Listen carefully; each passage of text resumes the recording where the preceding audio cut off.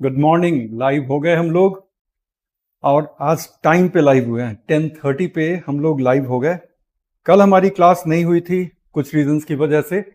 बहरहाल आज हम लोग सेशन 16 कर रहे हैं और सेशन 16 में हम लोग कहाँ हैं? डिफेंस टेक्नोलॉजी के पार्ट 3 में हैं। इसको लेकर के एक नोट्स भी है, बाइलिंगुअल नोट है, हर एक पैराग्राफ इंग्लिश और हिंदी दोनों में है। वो आई होप कि आपको मिल गया होगा। अगर नहीं मिला है तो क्लास के इमीडिएट बाद मिल जाएगा। और आज ये वाले क्लास में हम लोग देख रहे हैं इंडिया की एरियल डिफेंस। उस पे आने के पहले एक बार जरा देख लूं कि आप लोगों को मेरी ऑडियो वगैरह आ रही है कि नहीं। Good morning. आप लोग कैसे हैं ये बताइए। गुड मॉर्निंग, जय हिंद, आदाब।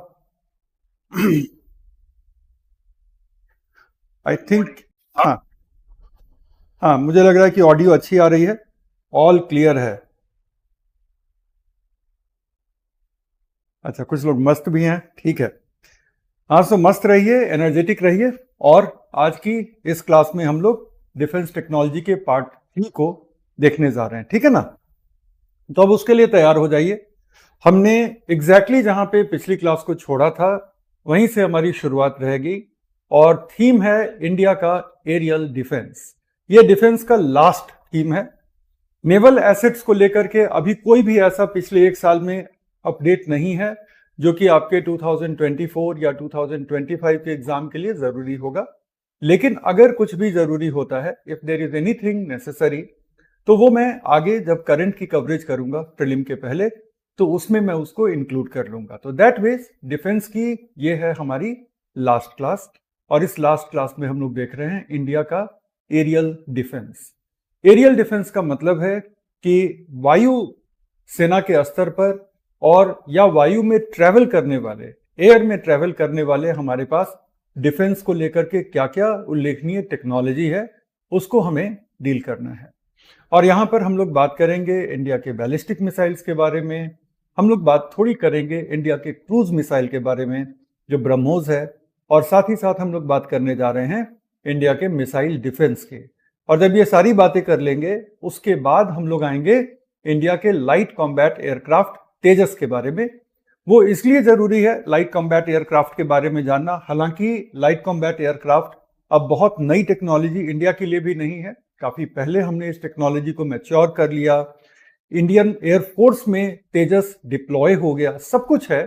लेकिन चूंकि ये इंडिया का पहला पूरी तरह से domestically developed light combat aircraft है, इस वजह से हमें इसके बारे में जानना जरूरी है। तो बेसिकली इस टॉपिक का जो स्कोप है,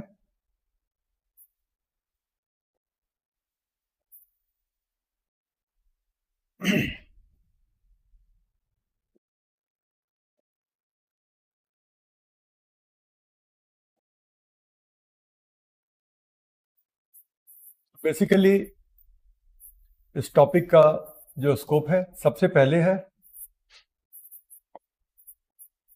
भारत का मिसाइल कार्यक्रम।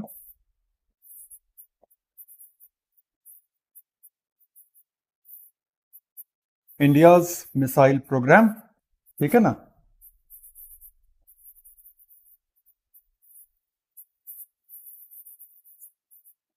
और इसके बाद हम करेंगे missile defence system of India.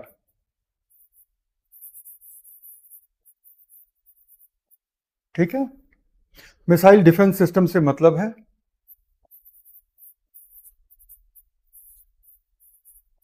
Missile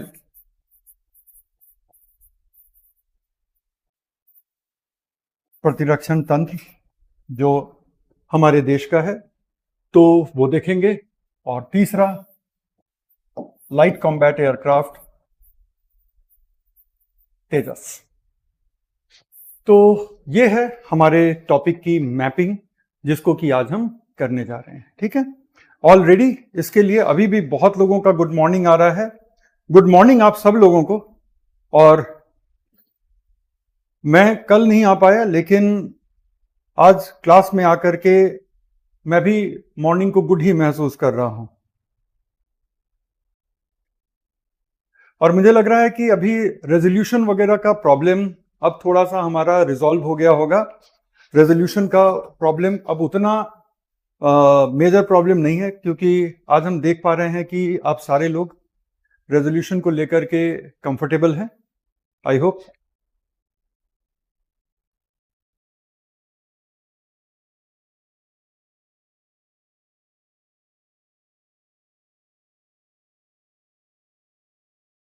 चलिए, अच्छा मैंने याद दिला दिया आप लोगों को।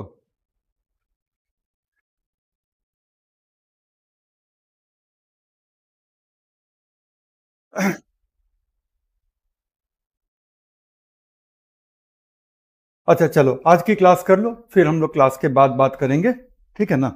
अदरवाइज फिर क्लास का टाइम निकल जाएगा। तो आज का नोट्स मिल गया है सब लोगों को?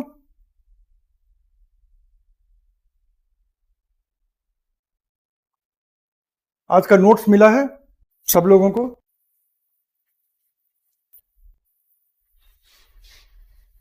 यस, ठीक है।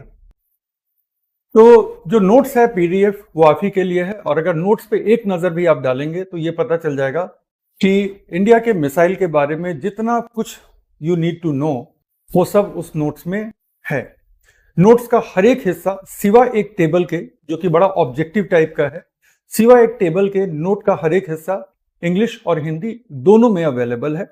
और चूंकि वो नोट्स पहले से आपके पास है तो आपको अब आगे उसमें कुछ भी प्लस माइनस करने की जरूरत नहीं है।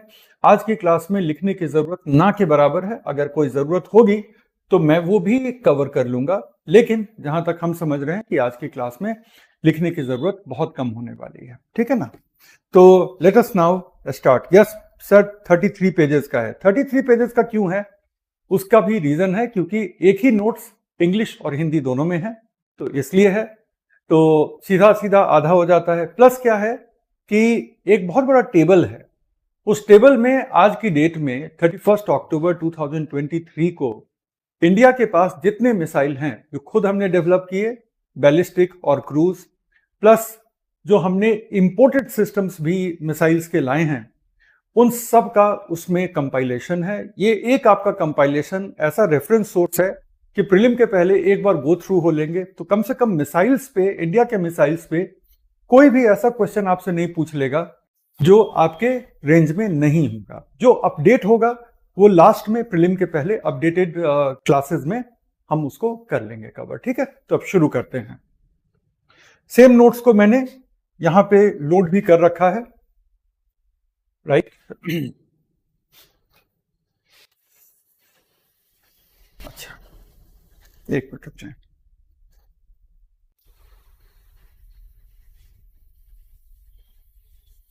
अब आप लोग देख पाएंगे थोड़ा?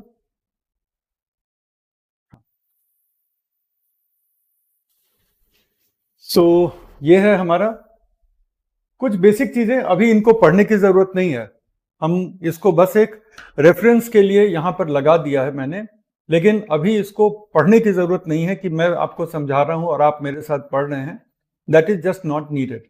कुछ बेसिक चीजें जो हमने पिछली क्लासेस में कर ली थी उनका एक 5 मिनट का हम लोग रिकैप करेंगे और उसके बाद आज के टॉपिक पर हम लोग आ जाएंगे। हमने पिछली क्लासेस में देखा था कि एरियल व्हीकल, कोई भी ऐसा चीज जिसको हम एयर में प्रोजेक्ट कर सकते हैं, अनमैन्ड, और दूसरा क्या है कि ये प्रोजेक्ट होगा, और तीसरा क्या है कि ये या तो अपने आप में एक एक्सप्लोजिव होगा या एक्सप्लोजिव को कैरी करेगा। तो इसको हम मिसाइल या रॉकेट के नाम से जानते हैं। मिसाइल कॉम्प्लिकेटेड होते हैं, रॉकेट अनकॉम्प्लिकेटेड होते हैं। मिसाइल में जो सबसे बड़ा कॉम्प्लिकेशन होता है वो होता है उसका गाइडेंस सिस्टम, कि मिसाइल एक guided self propelled aerial vehicle होता है जो कि किसी भी वॉरहेड को, किसी भी पेलोड को एक पॉइंट से टारगेट पॉइंट पर ले जाता है। डिपेंड करता है कि मिसाइल कहां से फायर किया जा रहा है और कहां उसका टारगेट है, तो मिसाइल की कैटेगराइजेशन उस बेसिस पर भी होती है। और डिपेंड करता है कि मिसाइल कितनी दूरी तक मार करेगा, मिसाइल का कैटेगराइजेशन उस बेसिस पे भी होता है। और डिपेंड करता है कि मिसाइल का फ्लाइट पाथ क्या होगा, वो उड़ान का उसका पथ क्या होगा, उस पर भी मिसाइल की क्लासिफिकेशन डिपेंड करती है। ये 3 तरीके हैं जिनसे कि मिसाइल की क्लासिफिकेशन की जा सकती है। एक बार हम लोग उस चीज को देख लेते हैं बोर्ड पे और मेरे साथ उसको लिख लीजिएगा आप लोग।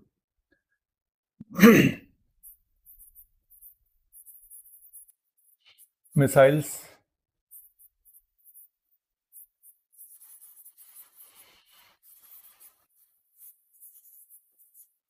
क्लासिफिकेशन। सबसे पहला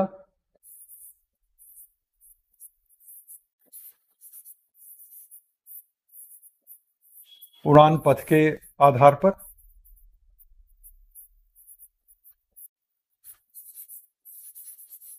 बेस्ड ऑन फ्लाइट पाथ। दूसरा दूरी या डिस्टेंस के आधार पर, और तीसरा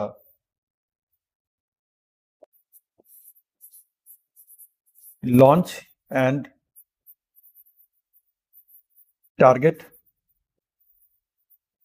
लोकेशन, कि कहां से आप इसको लॉन्च कर रहे हैं और इसका टारगेट कहां है, उसके आधार पर।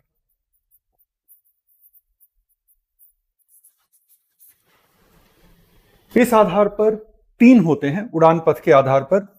सबसे पहला होता है बैलिस्टिक मिसाइल, दूसरा होता है जिसको हम कहते हैं क्रूज मिसाइल्स, और तीसरे को हम कहते हैं quasi ballistic missiles.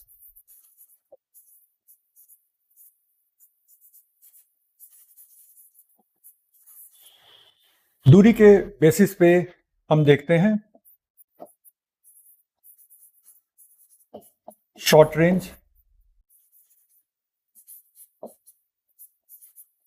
Medium range,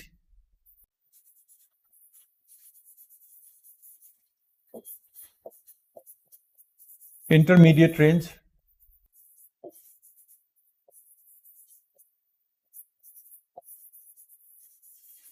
और लास्ट होता है जिसको हम कहते हैं इंटरकॉन्टिनेंटल।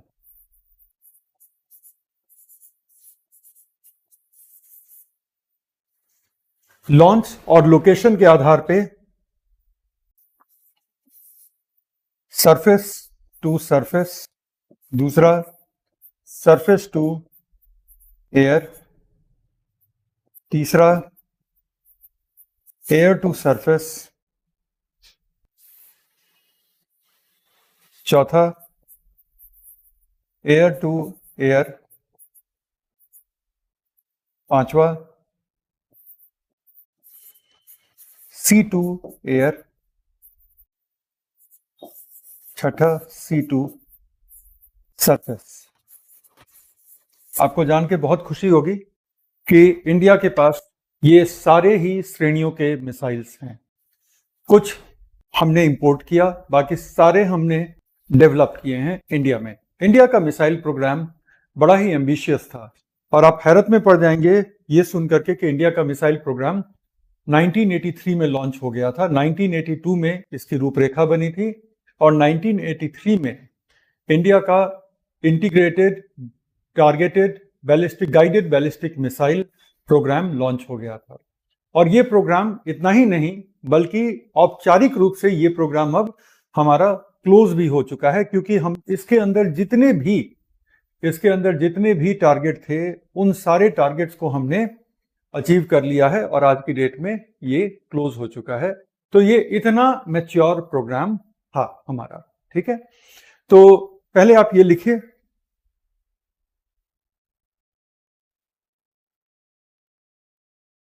अच्छा हम साइड हट गए हैं, आप लोग इसको लिख लीजिए।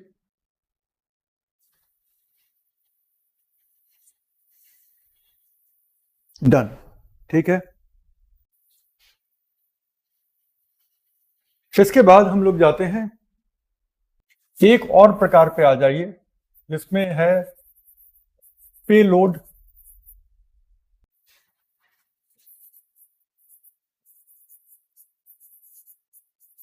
के आधार पर, पेलोड के आधार पर हमारा मतलब है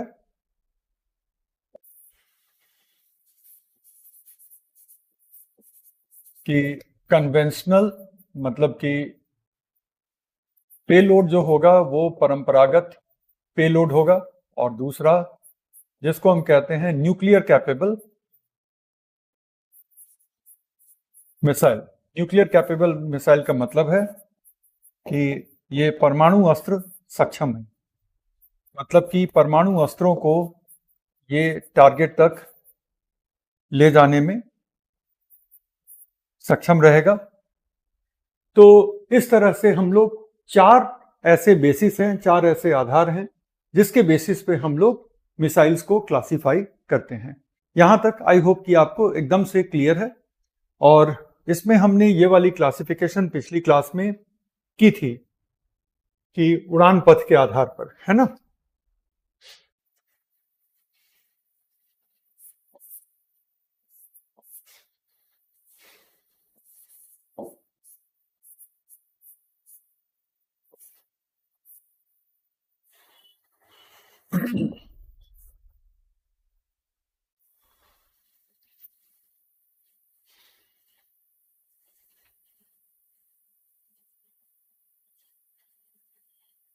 अभी आप लिख लीजिए और मुझे डन बता दीजिए।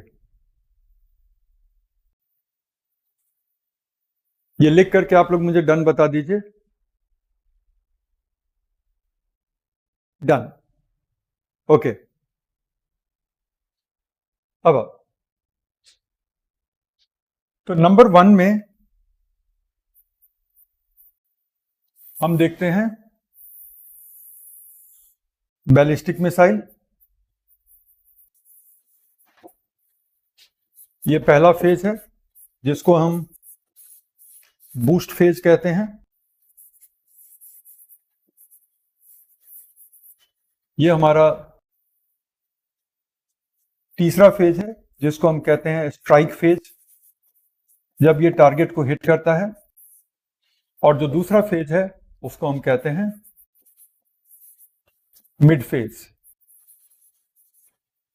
एक और चीज अब यहां पे जानना जरूरी है कि मिड फेज के बाद इसको कोई भी बूस्ट नहीं मिलता, और मिड फेज में काफी ज्यादा हमारा जो ये है मिसाइल है वो काफी ज्यादा अपने अभी तक के मोमेंटम के बेसिस पे मूव करता रहता है। तो बूस्ट फेज में उसको बेसिकली एक रॉकेट इंजन के सहायता से उसको बूस्ट मिल जाती है, और बूस्ट मिल करके एक हाइट पे जाता है, और उस लेवल पे जाकर के रॉकेट इंजन का फ्यूल खत्म हो चुका होता है। लेकिन इतना ज्यादा वो मोमेंटम गेन कर चुका है और इस हाइट पे जा चुका है कि उस हाइट पे उसको एयर का रेजिस्टेंस बहुत कम मिलेगा। तो उस मोमेंटम के बेसिस पे ये काफी बड़ी दूरी तक, बड़ी दूरी से मेरा मतलब क्या है, 1000-2000 किलोमीटर तक ये ऐसे ही हवा में तैरता हुआ जाएगा।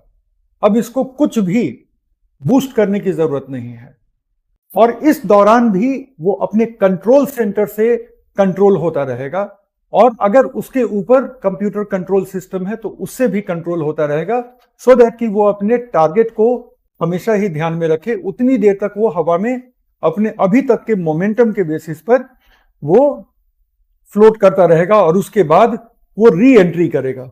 तो जहां से इसके पाथ में झुकाव आता है और जब ये अर्थ के एटमॉस्फेयर में वापस आता है, री एंट्री का मतलब है कि पृथ्वी के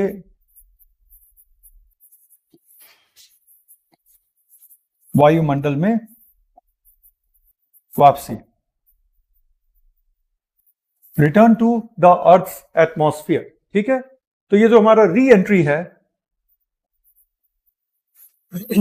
ये भी जो है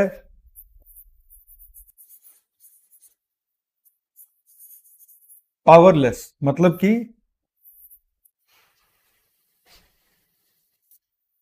इस स्टेज में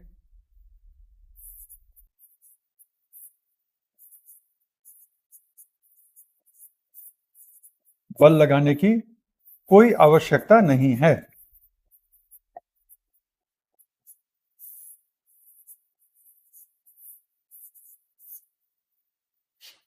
क्यों नहीं है? इसलिए नहीं है कि जो जितना भी इसको बल लगना था, जितना भी फोर्स गेन करना था, वो इनिशियल बूस्ट फेज में जब लॉन्च हुआ था तो इसमें भी रॉकेट इंजन ही लगता है।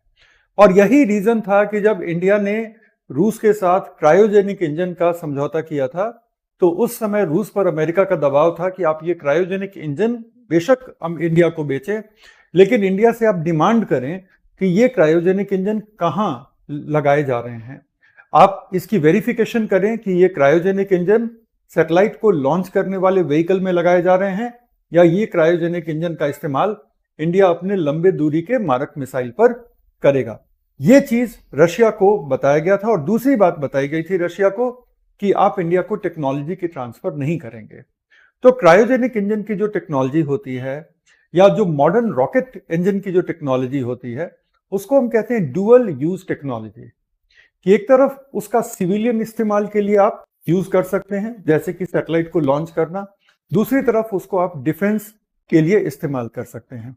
तो अगर इसके पहले आप नहीं जानते थे कि ड्यूअल यूज टेक्नोलॉजी क्या है, तो ये लिखने का वक्त है कि डुअल यूज टेक्नोलॉजी, ठीक है ना, डुअल यूज टेक्नोलॉजी का सिविल मतलब कि नागरिक या कह लो असैन्य उद्देश्य भी हो सकते हैं और सामरिक उद्देश्य भी हो सकते हैं। मतलब कि इसके मिलिट्री एप्लीकेशंस हो सकते हैं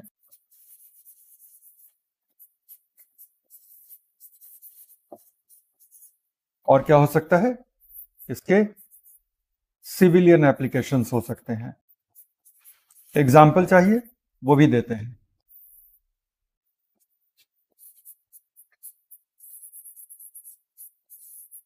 एग्जाम्पल्स, पहला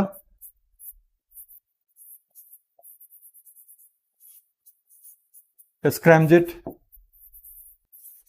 इंजन, ठीक है। स्क्रैमजेट इंजन का जो सिविलियन इस्तेमाल है वो है रीयूजेबल लॉन्च व्हीकल में। स्पेस में हमने पढ़ा है ना कि एक होता है रीयूजेबल लॉन्च व्हीकल, जिसको आप स्पेस में भेज करके और दोबारा वापस रिट्रीव कर सकते हैं और उसको दोबारा यूज कर सकते हैं, जिसको हम कहते हैं पुनः प्रयोज्य लॉन्च व्हीकल या पुनः प्रयोज्य प्रक्षेपण यान, है ना। तो रीयूजेबल लॉन्च व्हीकल में स्क्रैमजेट इंजन का इस्तेमाल हो सकता है। दूसरी तरफ क्रूज मिसाइल बनाने में भी इसका इस्तेमाल हो सकता है। फाइटर जेट्स को भी बनाने में इसका इस्तेमाल हो सकता है। तो पहला एग्जाम्पल तो हमारा यही हो गया, scramjet engine, right. Example number 2,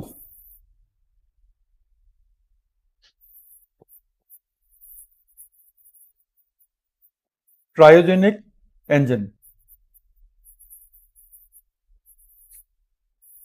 right. Cryogenic engine का सिविलियन यूज क्या है, हेवी पेलोड,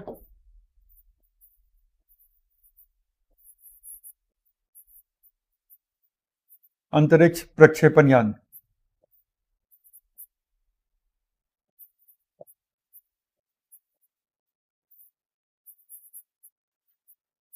जैसे कि हमारा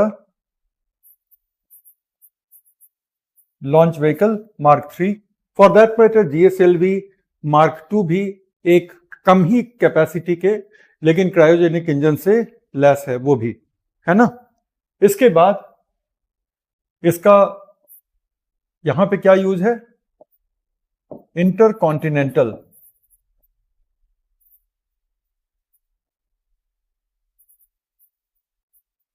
जिसको हम कहते हैं अंतर महाद्वीपीय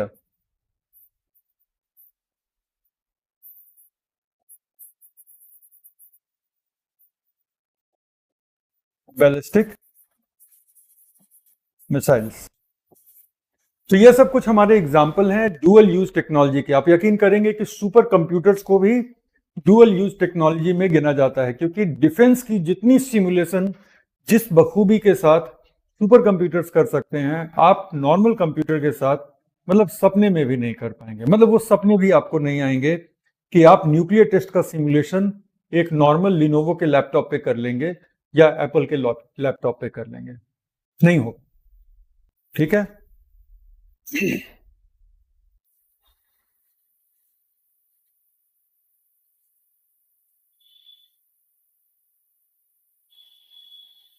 चलो, यहां तक क्लियर है डुअल यूज। और जस्ट आपके रेंज को थोड़ा ब्रॉड करने के लिए, क्योंकि सिविल सर्विस एग्जाम में एक्वायर्ड इंफॉर्मेशन कब कहां कैसे काम आ जाए यू डोंट रियली नो, सो मैं यहां पे लिख देता हूं सुपर कंप्यूटर्स। ठीक है। तो सुपर कंप्यूटर्स भी डुअल यूज टेक्नोलॉजी में आते हैं। सिविलियन यूज क्या है?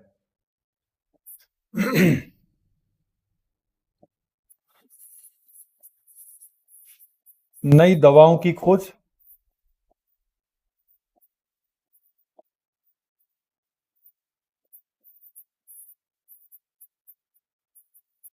वैज्ञानिक अनुसंधान, इंग्लिश में लिख लीजिएगा ड्रग डिस्कवरी, साइंटिफिक रिसर्चेस,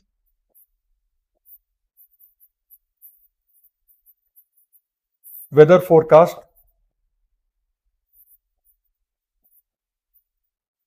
वगैरह वगैरह। ठीक है। इंग्लिश में बोल दे रहे हैं drug discovery, scientific researches, weather forecast. और सुपर कंप्यूटर्स का मिलिट्री यूज क्या है? सुपर कंप्यूटर का मिलिट्री यूज है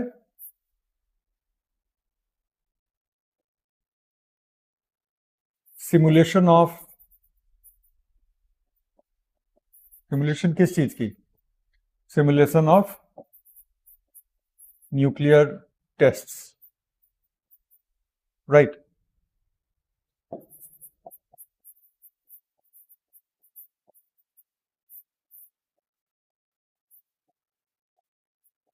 नाभिकीय परीक्षणों की मॉडलिंग, क्या आप उस मॉडल को कंप्यूटर पे ही देख लेते हैं कि ये नाभिकीय परीक्षण अगर हुआ तो उसकी आउटपुट कितनी होगी, यील्ड कितनी होगी वगैरह, तो वो आप देख सकते हैं, राइट।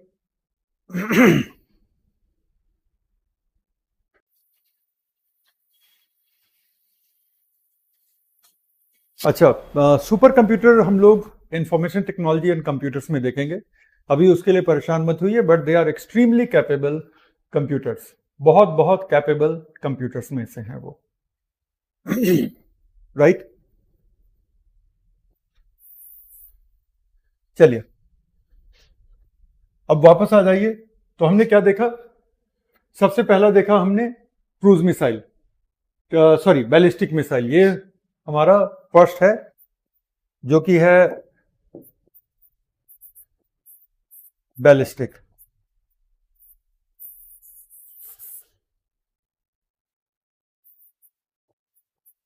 हमने देखा है कि क्रूज का जो फ्लाइट पाथ होता है वो अपने इनिशियल बूस्ट के बाद, पहला फेज उसका भी बूस्ट ही होता है, लेकिन बूस्ट के बाद वो री एंटर करता है बहुत जल्दी, और उसके बाद उसका जो है पाथ लीनियर रहता है। तो इस फेज को हम कहते हैं क्रूज फेज।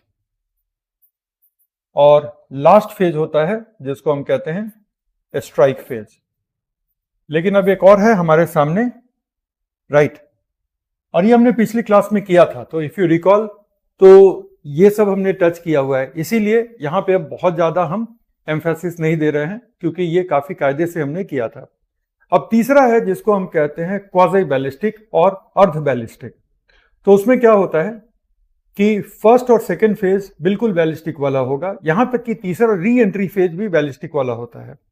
लेकिन एक मोटर होता है इन मिसाइलों में, और इन मिसाइलों में एक मोटर की वजह से जब री एंट्री ये करते हैं, उसके बाद और कुछ दूरी तक वो जा सकते हैं क्रूज वाले मोड में। तो पहले ये मिसाइल ऐसे जाएंगे, फिर ऐसे आएंगे, और जब ऐसे आ गए उसके बाद फिर सीधा होकर के अपने एक जेट इंजन के साथ बिल्कुल स्ट्रेट पाथ में जाएंगे कुछ दूरी तक, और तब वो स्ट्राइक करेंगे, तो उसको हम कहते हैं अर्ध बैलिस्टिक मिसाइल। तो उसको दोनों ही फायदे मिलते हैं। उसको बैलिस्टिक मिसाइल का फायदा मिलता है कि लंबी दूरी तक जाएगा, और री एंट्री के बाद वो सीधा भी जाता है, तो उससे क्या होता है कि रडार वगैरह के डिटेक्शन से वो बच पाता है, और उसका जो ग्राउंड लेवल पे जो इम्पैक्ट होता है वो काफी हार्ड इम्पैक्ट होता है, क्योंकि अंत अंत तक हमारा क्रूज मिसाइल पावर फेज में रहता है, जबकि बैलिस्टिक मिसाइल हमारा पावर फेज में नहीं रहता है अपने मिड स्टेज के बाद।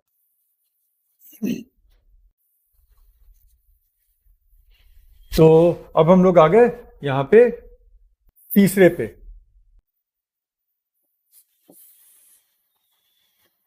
तीसरा क्या है? क्वाज़ाई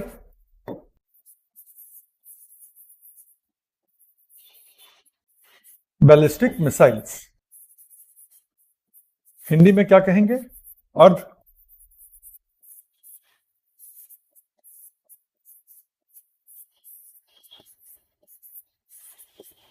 बैलिस्टिक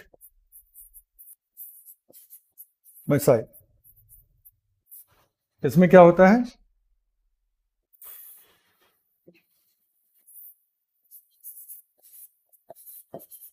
री एंट्री तक। री एंट्री का मतलब क्या होता है? पुनर्प्रवेश। री एंट्री तक बैलिस्टिक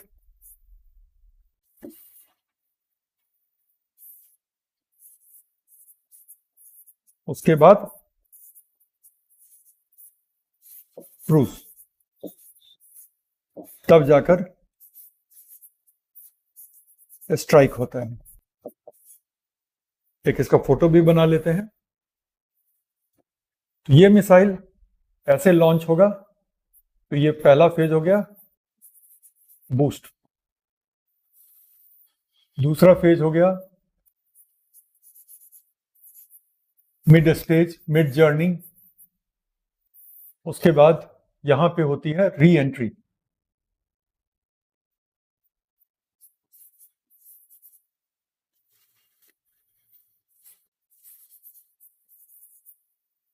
री एंट्री के बाद कुछ दूरी तक ये क्रूज वाले मोड में जाएगा।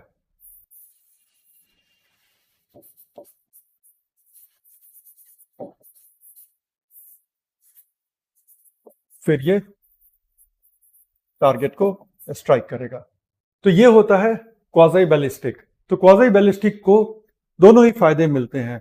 बैलिस्टिक के फायदे मिलते हैं कि ये काफी लंबी दूरी तक जाएगा, और क्रूज का फायदा मिलता है कि ये अपने टारगेट को बहुत हाई इंपैक्ट के साथ हिट करेगा और रडार के डिटेक्शन को अवॉइड कर सकता है। जब कम हाइट पर ये फ्लाई कर रहा है तो रडार इसको चेक नहीं कर पाएंगे। बल्कि इंग्लिश में एक फ्रेज है जिसको कहते हैं ऑपरेटिंग अंडर द रडार, कि आप किसी ऐसे काम में लगे हैं जिसमें बिल्कुल कोई शोर शराबा आपने नहीं मचाया, और उसकी वजह से क्या होता है कि वो काम पूरी दुनिया को तब पता चलता है जब आप उसको कर दिखाते हैं।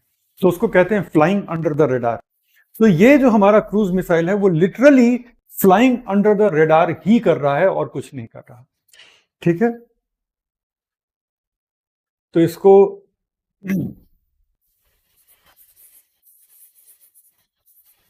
बैलिस्टिक और क्रूज दोनों के ही फायदे मिलते हैं। पहला,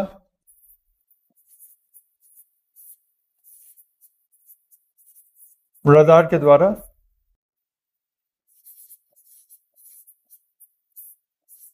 इनका पता नहीं चलता, जिसका मतलब है लेस रडार डिटेक्शन। और दूसरा है, और ये सारे कॉन्सेप्ट इसलिए हम लोग कर रहे हैं क्योंकि ये सब की इंपॉर्टेंस आपको कभी ना कभी प्रीलिम या मेंस में ही कोई आंसर लिख रहे हैं। अगर मान लो कि अभी से लेकर के आपके मेंस के बीच में कुछ मिसाइल को लेकर के, चाहे वो क्रूज मिसाइल हो या बैलिस्टिक मिसाइल हो, कुछ मिसाइल को लेकर डेवलपमेंट होती है, तो ये सारे कॉन्सेप्ट उस समय आपके मेंस के आंसर में काम आने वाले हैं। राइट? तो पहला तो ये है, और दूसरा है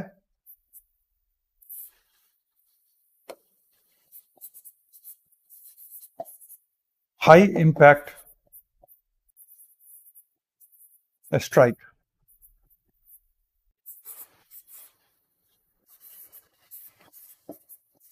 उच्च संवेग के साथ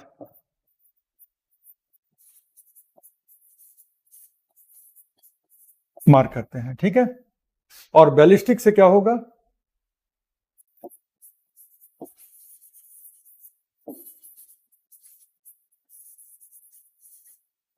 लॉन्ग डिस्टेंस कवरेज, लंबी दूरी का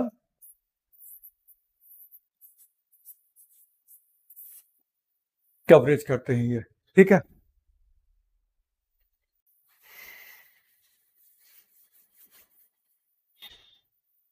तो हमने पहले वाले क्राइटेरिया पे कि किस किस तरह के फ्लाइट पाथ हो सकते हैं मिसाइल के, हमने इनकी क्लासिफिकेशन कर ली। दूसरा वाला है डिस्टेंस के बेसिस पर इनका क्लासिफिकेशन।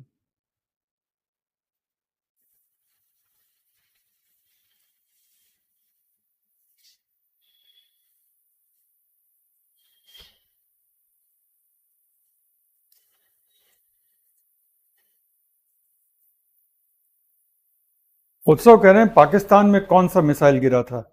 वो गलती से शॉर्ट रेंज का अग्नि ही था, लेकिन उस पर थैंकफुली कोई वॉरहेड नहीं था। अग्नि परमाणु अस्त्रों से के प्रति सक्षम मिसाइल है, तो अगर उस पर वॉरहेड होता तो बहुत ज्यादा तबाही हो जाती पाकिस्तान में, ठीक है। पाकिस्तान ठीक है, उसके साथ हमारे रिलेशन बहुत मित्रवत नहीं है, उनके साथ हमने लड़ाई भी लड़ी है, लेकिन बगैर लड़ाई के गलती से मिसाइल फायर हो जाए और उस पर न्यूक्लियर वॉरहेड हो तो वो तबाही जो है ना, वो अननेसेसरी है। कभी लड़ाई हो तो कोई परहेज नहीं करेगा, लेकिन जब लड़ाई ना हो तो इन चीजों से परहेज करना चाहिए। तो वो शॉर्ट डिस्टेंस का अग्नि मिसाइल था, है ना। अरे हाँ हाँ, ठीक है ठीक है, रोहित सही बोल रहे हैं, वो शॉर्ट डिस्टेंस का ब्रह्मोस था। रोहित आपने करेक्ट कर दिया मुझे, धन्यवाद इसके लिए। ब्रह्मोस था।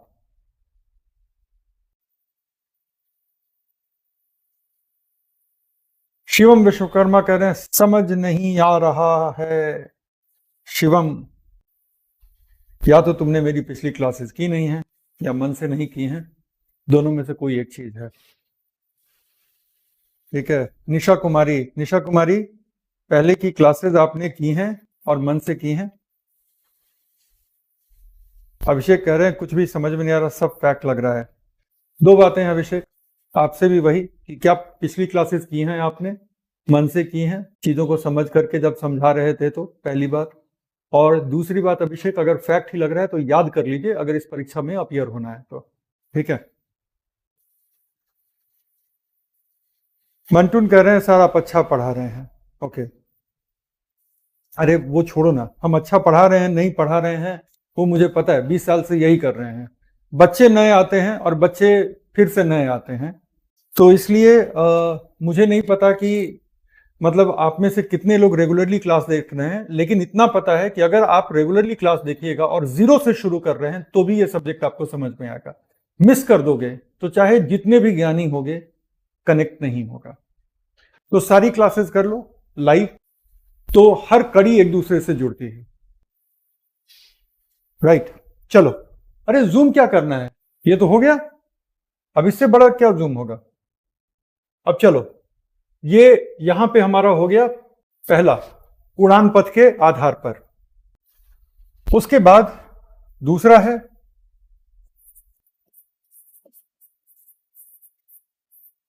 मारक दूरी के आधार पर, ठीक है।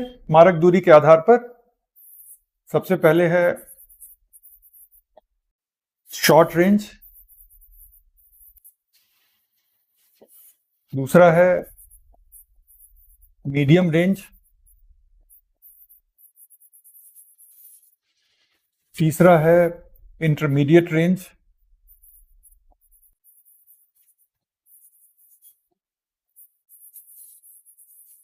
और लास्ट में है इंटरकॉन्टिनेंटल, मतलब कि दूसरे कॉन्टिनेंट में जाकर के ये अटैक कर सकता है। इंटर कॉन्टिनेंटल, ठीक है। तो इसको हम कहते हैं अंतर्वर्ती या मध्यवर्ती रेंज।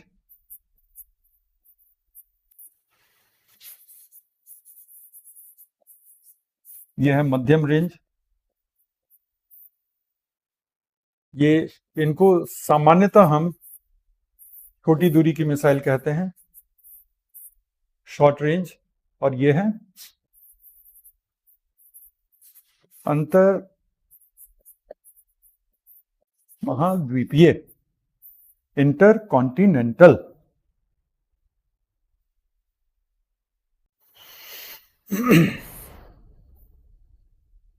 छोटी दूरी का मतलब है 1000 किलोमीटर तक, ठीक है। तो ये छोटी दूरी है। फिर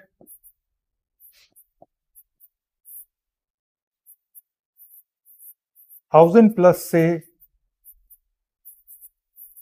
3000 किलोमीटर तक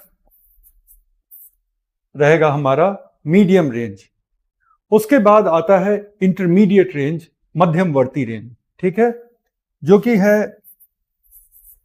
3000 किलोमीटर प्लस से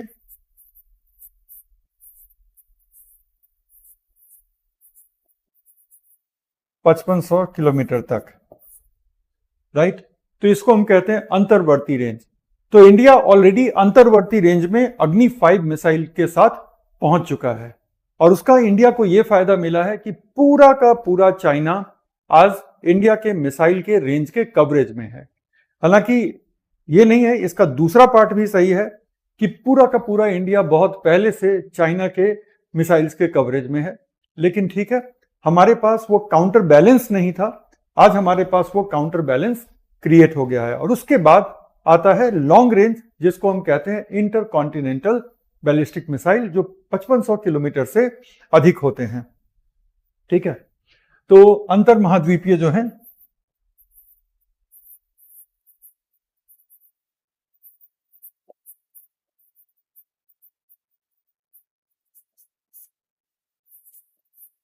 अधिक रेंज। और इसको थोड़ा सा अगर हम दो को लेटेस्ट एग्जाम्पल के साथ कनेक्ट कर देना, तो आप समझ जाएंगे कि यहां पर हमारा एग्जाम्पल है अग्नि 5, करेक्ट, जो इंटरमीडिएट रेंज है। और इंटरकॉन्टिनेंटल में अग्नि 6 है, जिसका विकास अभी चल रहा है। ऐसा नहीं है कि अग्नि 6 बन गया है या उसका टेस्ट हो गया है। तो अग्नि 6 का विकास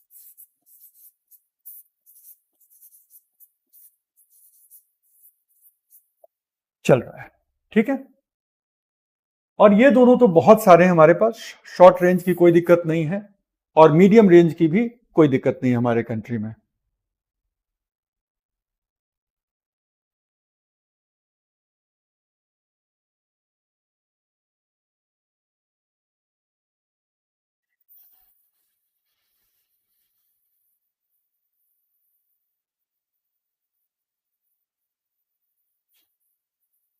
सत्यम मिश्रा कह रहे हैं अग्नि 5 6000 से ज्यादा है, कभी वो टेस्ट ही नहीं हुआ।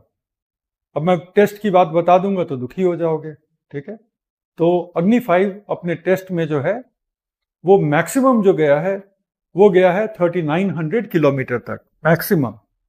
लेकिन उसकी जितनी सिमुलेशन और मॉडलिंग हुई है वो ये कहती है कि वो 5500 किलोमीटर की दूरी तक वो मार कर सकता है, ठीक है।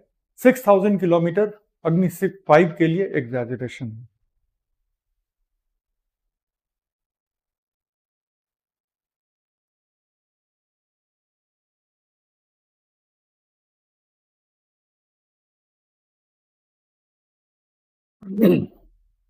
ब्रह्मोस एक्चुअली वो छोटी दूरी का, ठीक है, ब्रह्मोस छोटी दूरी का क्रूज मिसाइल है। अब हम आ जाते हैं तीसरे वाले पे। ठीक है, हम यहां थे।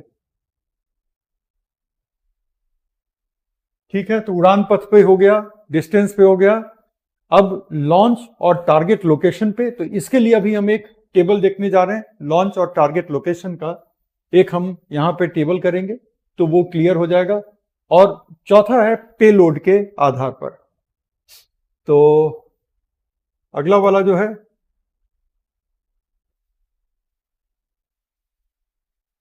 वो है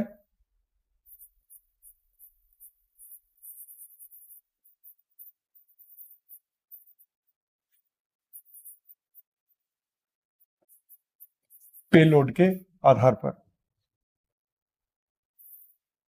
पेलोड के आधार पे या तो आपका मिसाइल परमाणु सक्षम होगा या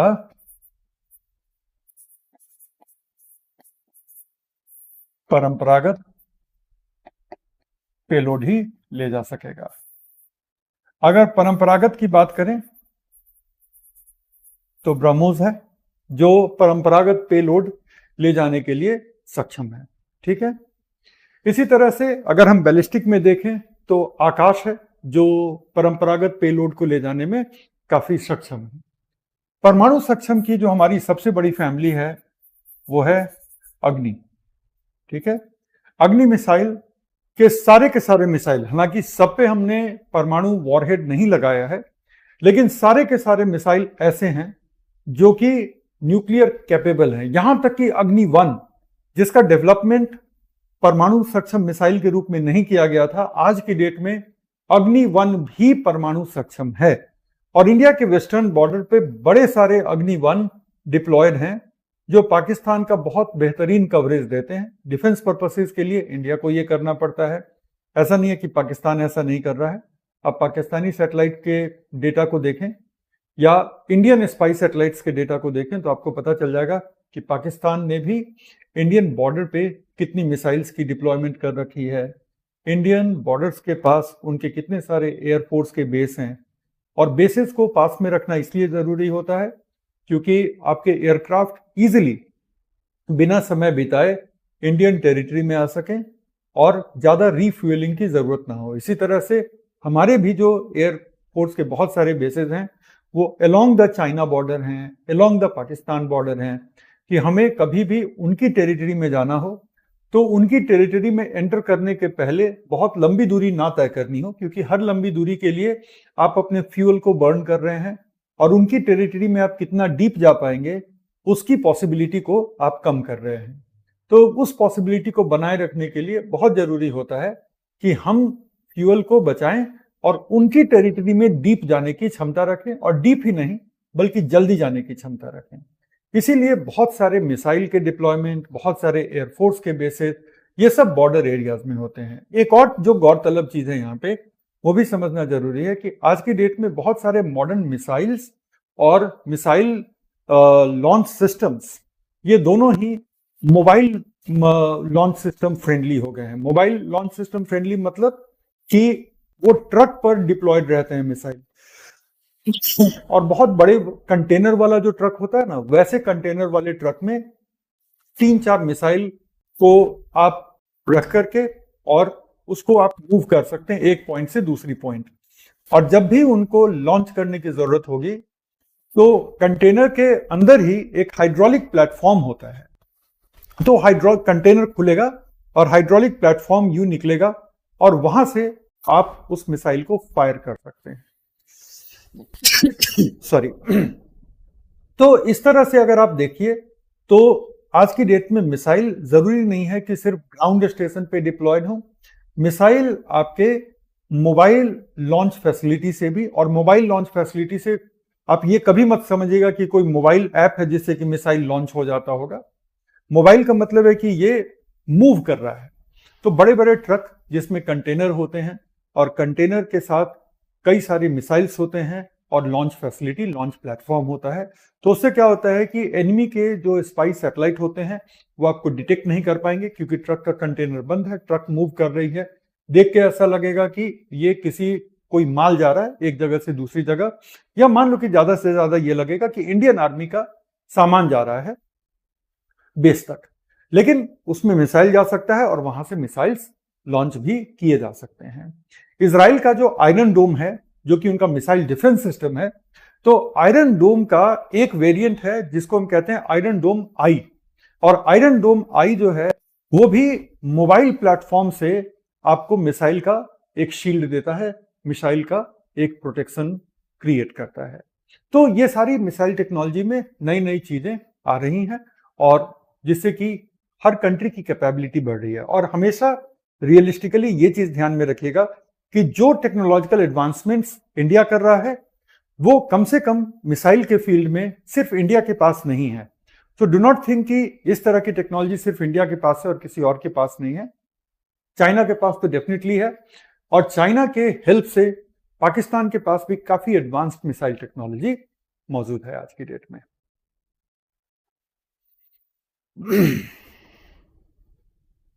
देखो टीम की तरफ से मैसेज आया ना, please be discipline during the live class.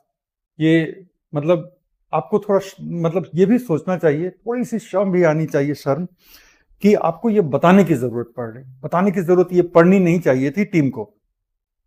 Team ने भी बहुत संयम बरता होगा, क्योंकि मैं तो क्लास की बिगनिंग से देख रहा हूं कि तुम कहां से हो, तुम यहां से हो, वगैरह वगैरह, ये तो क्लास की बिगनिंग से चल रहा है। और आपके पेरेंट किस विश्वास में जी रहे हैं कि आप सिविल सर्विस की बड़ी अच्छी तैयारी कर रहे हैं, मोबाइल ऐप पे लगे हुए हैं, देख रहे हैं ईयरफोन लगा करके। लेकिन कई लोग हैं ना जो कि कहीं ना कहीं अपने आप को धोखा दे रहे हैं और अपने पेरेंट्स को भी धोखा दे रहे हैं। और इस एज में, इस स्टेज में टीम आपको ये कह रही है कि डिसिप्लिन रहें। सोच के देखिएगा।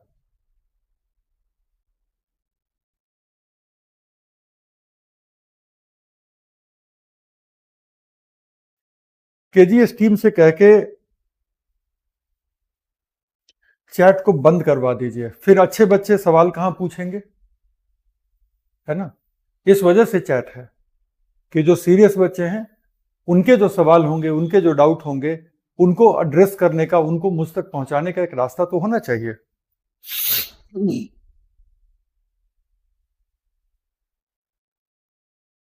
मैं तो कंटिन्यू रखूंगा ही। तो देखो पेलोड के आधार पर ये है हमारा, ठीक है ना। और लास्ट में हमने क्या बात की थी कि कौन कहां से कहां तक वार कर सकता है, तो उसकी भी बात अब हम लोग कर लेंगे, ठीक है। अब हम आ जाते हैं इंडिया के integrated guided missile development programme के बारे में, ठीक है। अब मिसाइल्स का क्लासिफिकेशन हो चुका है, और अब हम आ रहे हैं इंडिया के integrated guided missile development programme पे, जिसको हम कहते हैं IGMDP।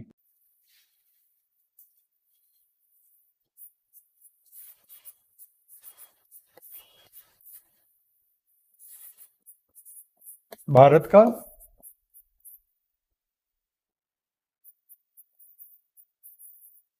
Integrated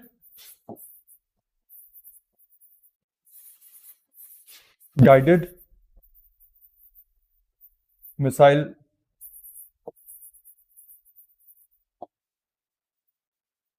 development programme.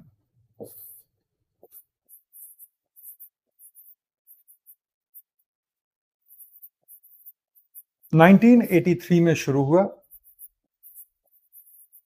और ये शुरू हुआ डॉक्टर APJ अब्दुल कलाम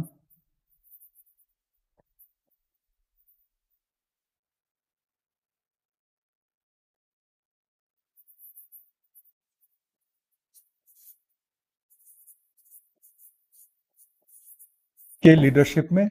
तो उन्होंने इस प्रोग्राम को हेड किया था, और इसका मेन जो पर्पस था वो ये था कि मिसाइल टेक्नोलॉजी में इंडिया को सेल्फ सफिशिएंसी, इंडिया को आत्मनिर्भरता डेवलप करनी है, क्योंकि ये एक ऐसी टेक्नोलॉजी है जहां पे कोई भी कंट्री अपने स्ट्रेटेजिक इंटरेस्ट को सोच करके ही आपकी हेल्प करेगा। और साथ ही साथ एक दूसरी बात ये भी थी कि इंडिया के नेबरहुड में बहुत सारा मिसाइल डेवलपमेंट हो रहा था। बेसिकली मिसाइल डेवलपमेंट चाइना कर रहा था, लेकिन अगर चाइना ने किसी मिसाइल को डेवलप कर लिया तो मान के चलो कि पाकिस्तान को ऑन डिमांड वो मिसाइल मिल जाने थे। तो इसलिए इंडिया के पास कोई और रास्ता नहीं था सिवाय इसके कि मिसाइल टेक्नोलॉजी में इंडिया सेल्फ रिलायंट हो। तो इसका जो पर्पस था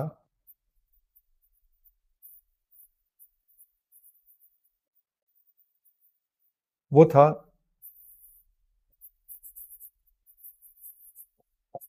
मिसाइल टेक्नोलॉजी में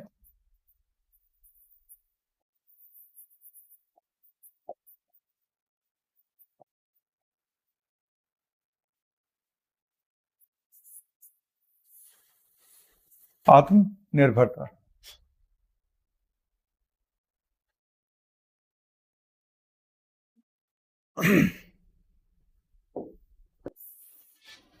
तीसरा,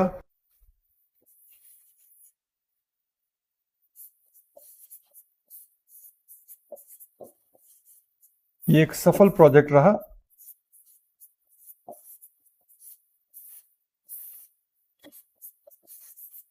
अग्नि फैमिली ऑफ मिसाइल इसके अंदर डेवलप हुई, आकाश फैमिली ऑफ मिसाइल इसके अंतर्गत डेवलप हुई, पृथ्वी फैमिली ऑफ मिसाइल इसके अंतर्गत डेवलप हुई, त्रिशूल मिसाइल इसके अंदर डेवलप हुई है। और इतना ही नहीं, बहुत सारे बाद के मिसाइल भी, उसके लिए भी ये टेक्नोलॉजी इसी के अंतर्गत लॉन्च हुई। ठीक है, नाग भी इसके अंदर डेवलप हुआ है, लेकिन चलो एटसेट्रा लगा दिया है। और ये प्रोग्राम को जो है जनवरी 2008 में डीआरडीओ ने कहा कि ये प्रोग्राम अब कंप्लीट हो गया आपका।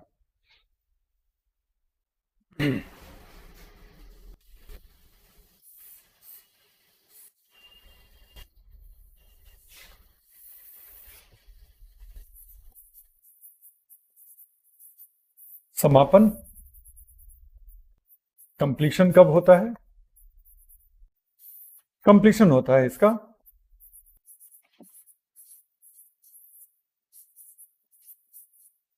जनवरी 2008 में, मतलब आज से 15 साल पहले ये प्रोग्राम को कंप्लीट बता दिया गया। ऐसा नहीं है कि इसके बाद हमने मिसाइल्स नहीं डेवलप किए हैं। अब देख लीजिए, ये इसके बाद भी हमने मिसाइल डेवलप किए हैं, लेकिन अब इस दौरान हमने वो टेक्नोलॉजी डेवलप कर ली थी कि आगे के मिसाइल्स को रन करने के लिए हमें कुछ और करने की जरूरत नहीं थी। आगे के मिसाइल्स को डेवलप करने के लिए किसी नए प्रोजेक्ट की जरूरत नहीं थी। तो इस तरह से हम देखते हैं कि इंडिया का integrated guided missile development programme कैसे चला। अब एक बार आप लोग इसको देख लीजिए और लिख लीजिए, फिर हम लोग आगे चलते हैं।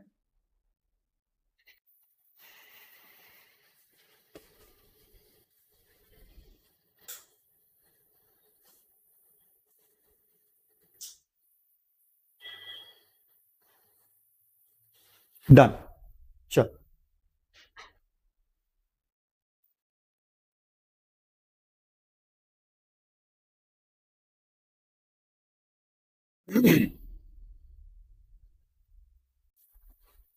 अब हम लोग थोड़ा सा ब्रह्मोस पे आ जाते हैं। ठीक है, उसके बाद हम लोग एक टेबल देख लेंगे। ब्रह्मोस, सबसे पहली बात क्या है कि ब्रह्मोस भारत में और रूस के सहयोग से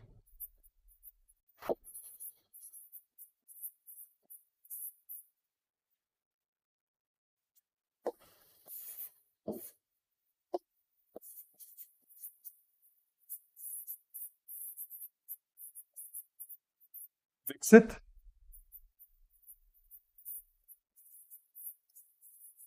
और निर्मित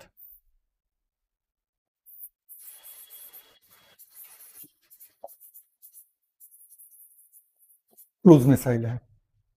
तो अगर ये क्रूज मिसाइल है तो इसका मतलब क्या होता है कि ये अपने इनिशियल बूस्ट के बाद ये बहुत लंबे वर्टिकल पाथ को के बदले हॉरिजॉन्टल पाथ को लेगी, लीनियर पाथ को लेगी, और इस तरह से ये अपना थोड़े लो हाइट पर सीधा फ्लाइट करते हुए अपने टारगेट तक पहुंचेगी। ठीक है, तो क्रूज मिसाइल है।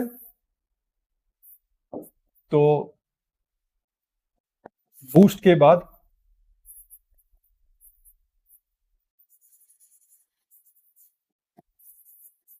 लो हाइट पर क्षैतिज, मतलब हॉरिजॉन्टल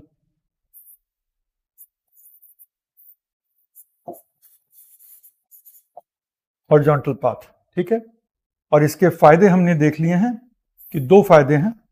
पहला, हाई इंपैक्ट स्ट्राइक,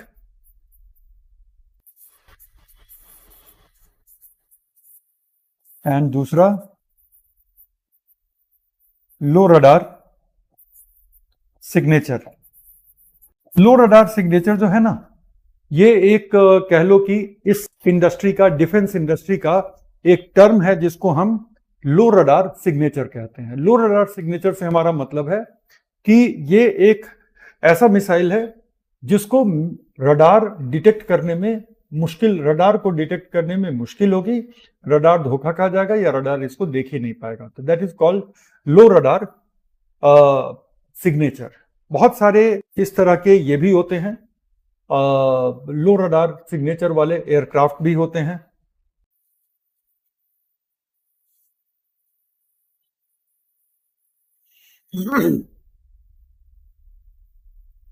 ठीक है, नाम कहां से आता है?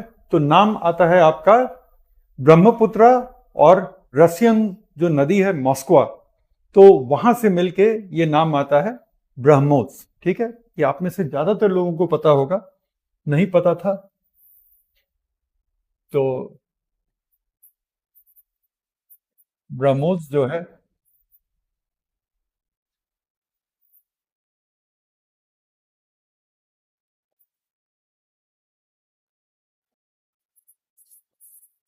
ब्रह्मपुत्र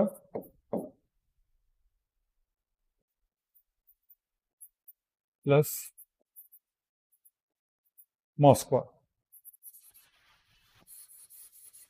तो यहां से आता है, जो कि ये दिखा रहा है कि ये इंडिया और रशिया इन दोनों के कोलैबोरेशन से बना है।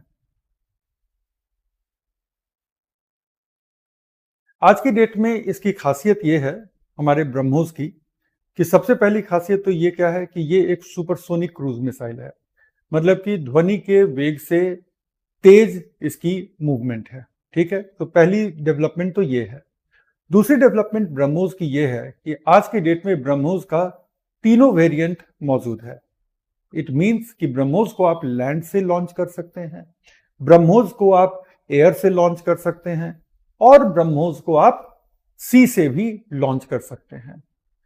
तो हमारे नेवल जो शिप हैं वहां से भी ब्रह्मोस लॉन्च होता है, हमारे कुछ एयरक्राफ्ट हैं जैसे सुखोई हो गया, मिराज हो गया, तो वहां से भी ये लॉन्च होता है। और इतना ही नहीं, ब्रह्मोस लैंड से तो लॉन्च होता ही होता है।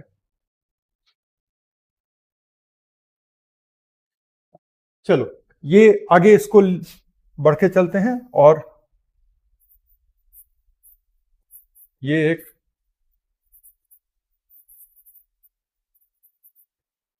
एक सुपरसोनिक क्रूज मिसाइल है।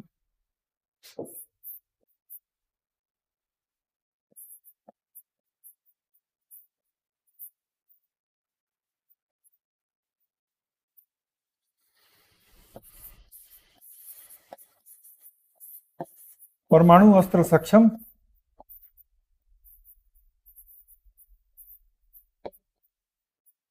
नहीं बनाया गया है। ठीक है, इस चीज को थोड़ा सा ध्यान से सुनिएगा। ब्रह्मोस के पास वो सारी क्षमताएं हैं कि ये परमाणु अस्त्र को लेकर के आपके टारगेट तक जाए। ब्रह्मोस में वो सारी क्षमताएं हैं कि ये परमाणु अस्त्रों को लेकर के अपने टारगेट तक जाए। लेकिन इंडिया और रशिया के बीच जो ये जॉइंट वेंचर का अग्रीमेंट हुआ है, जॉइंट वेंचर के अग्रीमेंट में ये बहुत क्लियरली मेंशन है कि ब्रह्मोस का इस्तेमाल हम कभी भी परमाणु अस्त्रों के साथ नहीं करेंगे। तो इसलिए जानबूझ करके इसको न्यूक्लियर कैपेबल बनाया नहीं गया है। न्यूक्लियर कैपेबल हो सकता था,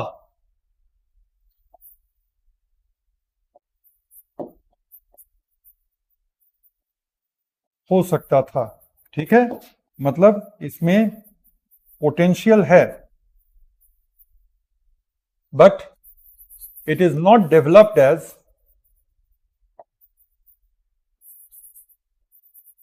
न्यूक्लियर कैपेबल। नेक्स्ट क्या है?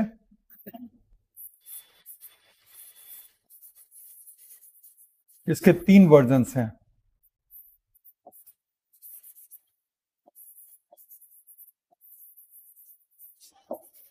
सरफेस लॉन्च्ड वर्जन, जो जमीन से लॉन्च कर सकते हैं। दूसरा एयर लॉन्च वर्जन, और तीसरा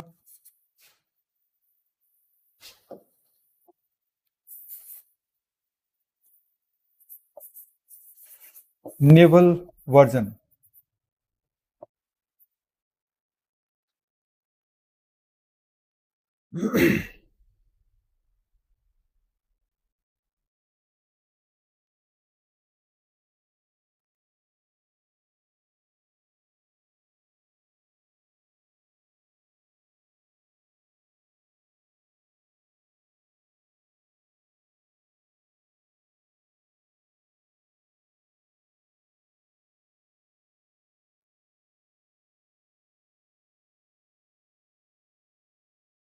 ठीक है, अब हम आ जाते हैं सीधा ब्रह्मोस 2 पे। ये लास्ट पॉइंट है हमारा।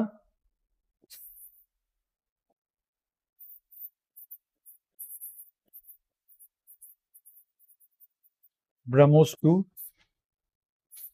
अभी इसका विकास चल रहा है। ठीक है, that means it is under development.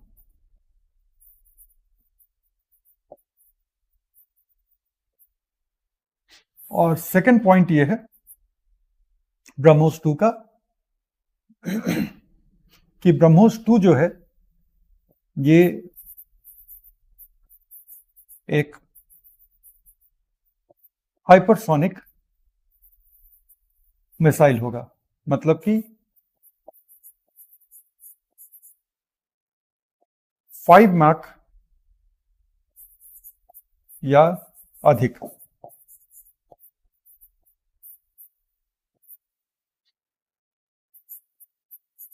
One mach is equal to 330 meter पर सेकेंड। ये क्या है 330 मीटर पर सेकेंड?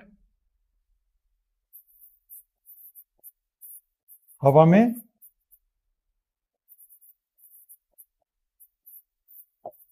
ध्वनि का वेग, velocity of sound in air.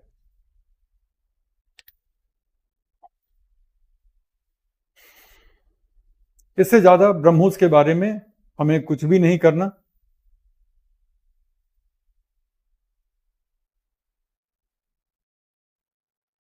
Five माक क्या होता है? मतलब ध्वनि के वेग के सापेक्ष 5 गुना या उससे अधिक की स्पीड अगर किसी की होगी तो वो स्पीड कहलाएगी 5 माक।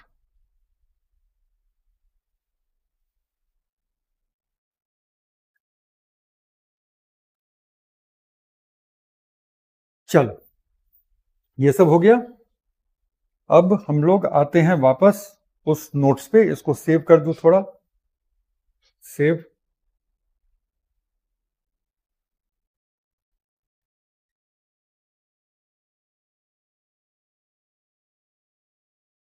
चलो, ये सेव हो गया एंड आई होप कि हमारा टेबल अब ओपन हो जाएगा।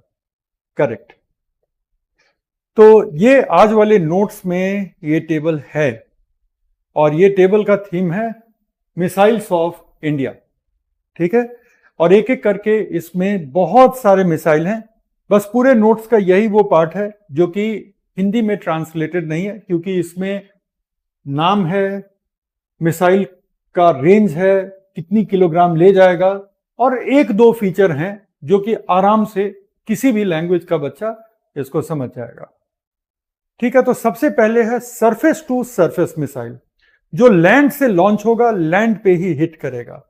उसमें है अग्नि 1, जो 700 से 1000 किलोमीटर की दूरी पे जाएगा, सिंगल स्टेज है, सॉलिड ईंधन होगा इसका, 7.5 मैक पे जाएगा। लेकिन बैलिस्टिक मिसाइल है ना, बैलिस्टिक मिसाइल बहुत हाई वेलोसिटी पे जा सकता है और न्यूक्लियर कैपेबल है।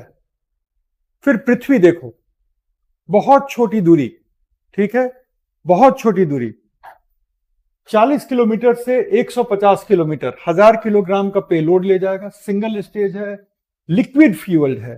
तो लिक्विड फ्यूल्ड होने की वजह से इसका इग्निशन क्विक हो जाता है और ये ट्रांसपोर्टर से, ट्रक से भी आप इसको लॉन्च कर लोगे। फिर पृथ्वी 2 है, 350 किलोमीटर की हाइट पे जाएगा। पृथ्वी 3 है, वो भी 350 किलोमीटर के डिस्टेंस पे जाएगा, लेकिन 1000 किलोग्राम लेके जाएगा। और ये क्या है, ये 500 किलोग्राम लेके जाएगा। और एक और चीज गौर करना कि जब आप बात करते हैं पृथ्वी 3 की, तो ये 2 स्टेज है और इसका मोटर क्या है, सॉलिड प्रोपेलेंट है। और पृथ्वी 2 और पृथ्वी 3 न्यूक्लियर कैपेबल हैं, जबकि पृथ्वी 1 के साथ मैंने ऐसा कुछ भी ऐड नहीं किया था, ठीक है। और पृथ्वी 1 को न्यूक्लियर कैपेबल होना भी नहीं चाहिए। रीजन इज वेरी सिंपल, ये जितने कम रेंज से आप फायर करेंगे, और अगर न्यूक्लियर वेपन के साथ आप फायर कर रहे हैं, तो डेफिनेटली आप भी उसके न्यूक्लियर ब्लास्ट के, आपका जो बेस होगा जहां से आपने लॉन्च किया है, वो भी उसके दायरे में आ जाएगा। उसके बाद धनुष है, ये भी जो है सो पृथ्वी के ही डिजाइन पे बना है, लेकिन ये नेवल वेरिएंट ऑफ पृथ्वी 2 है। ये नेवल वेरिएंट मतलब कि पृथ्वी 2 को जब हमने नेवी के लिए डिजाइन किया तो इसको नाम दिया है हमने धनुष। तो इस पूरे डिस्क्रिप्शन को बड़े गौर से पढ़िएगा, मैंने भी काफी एफर्ट लेके कंपाइल किया है। पूरे इंटरनेट पे ढूंढ डालोगे, ये टेबल आपको एज इट इज नहीं मिलेगा, ठीक है। तो सिंथेसाइज करके ही ये टेबल बना है और आप ही के लिए बना है। उसके बाद आ गया हमारा शौर्य, ठीक है। शौर्य मिसाइल 700 किलोमीटर से 1000 किलोमीटर तक जाएगा, 200 से 1000 किलोग्राम तक का ले जाएगा। 2 स्टेज है, सॉलिड फ्यूल्ड है, और ये जो है सो न्यूक्लियर कैपेबल भी है, ठीक है। 7.5 मैक पे जाएगा। और ये है क्या, हाइब्रिड मिसाइल, कि इसको आप मनूवर कर सकते हैं क्रूज मिसाइल की तरह, ठीक है। और साथ ही साथ जो है आप इसके बूस्ट फेज को, जो है आप इसके बूस्ट फेज को बैलिस्टिक की तरह यूज कर सकते हैं। फिर है प्रहार, शॉर्ट रेंज 150 किलोमीटर का है।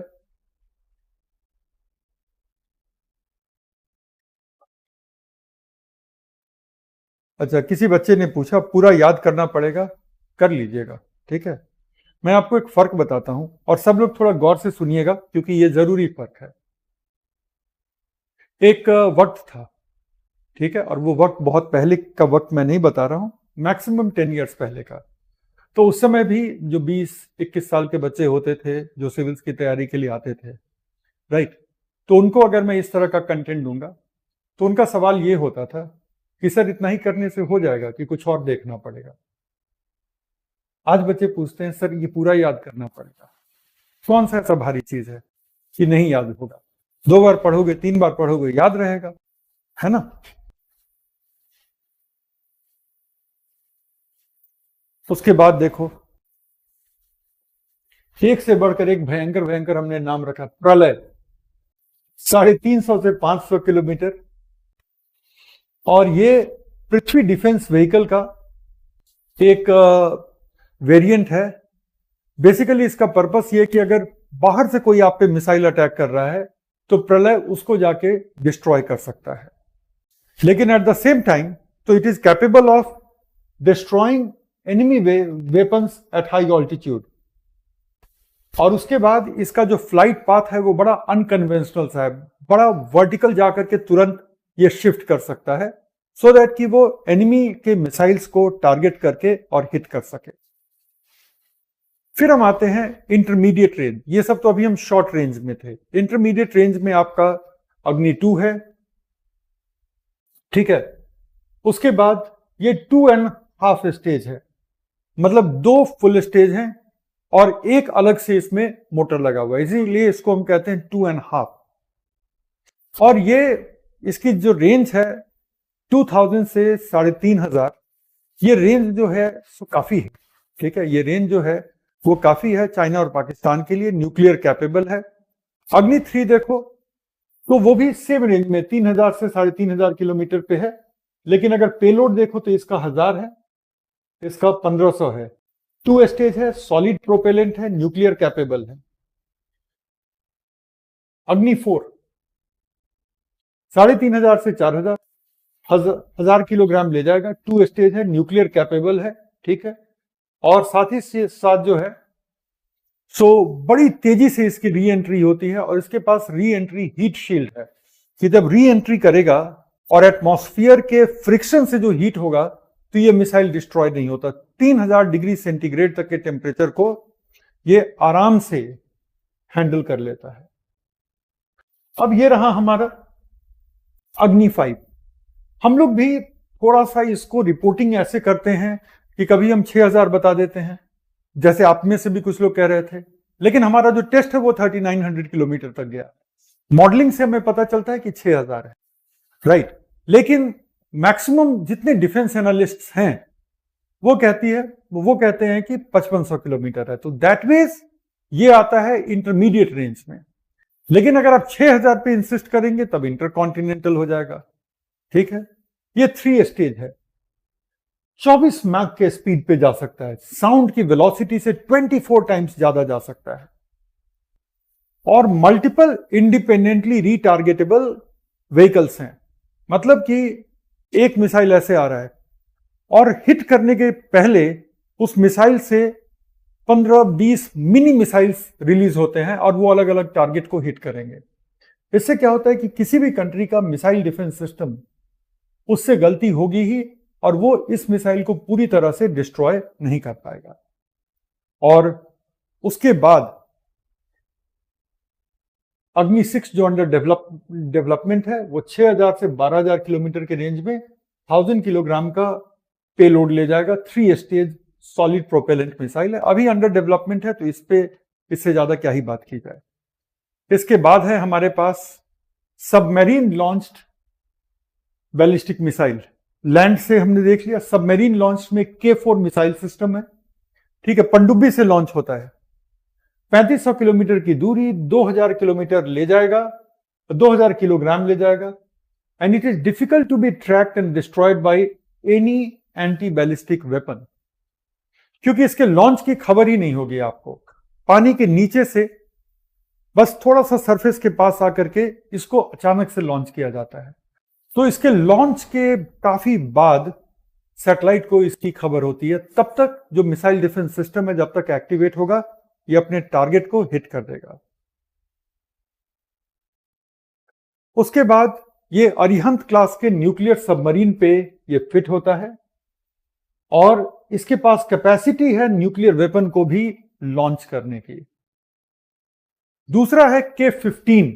K15 का रेंज उतना नहीं है, 750 किलोमीटर के आसपास है, 1500 तक जा सकता है।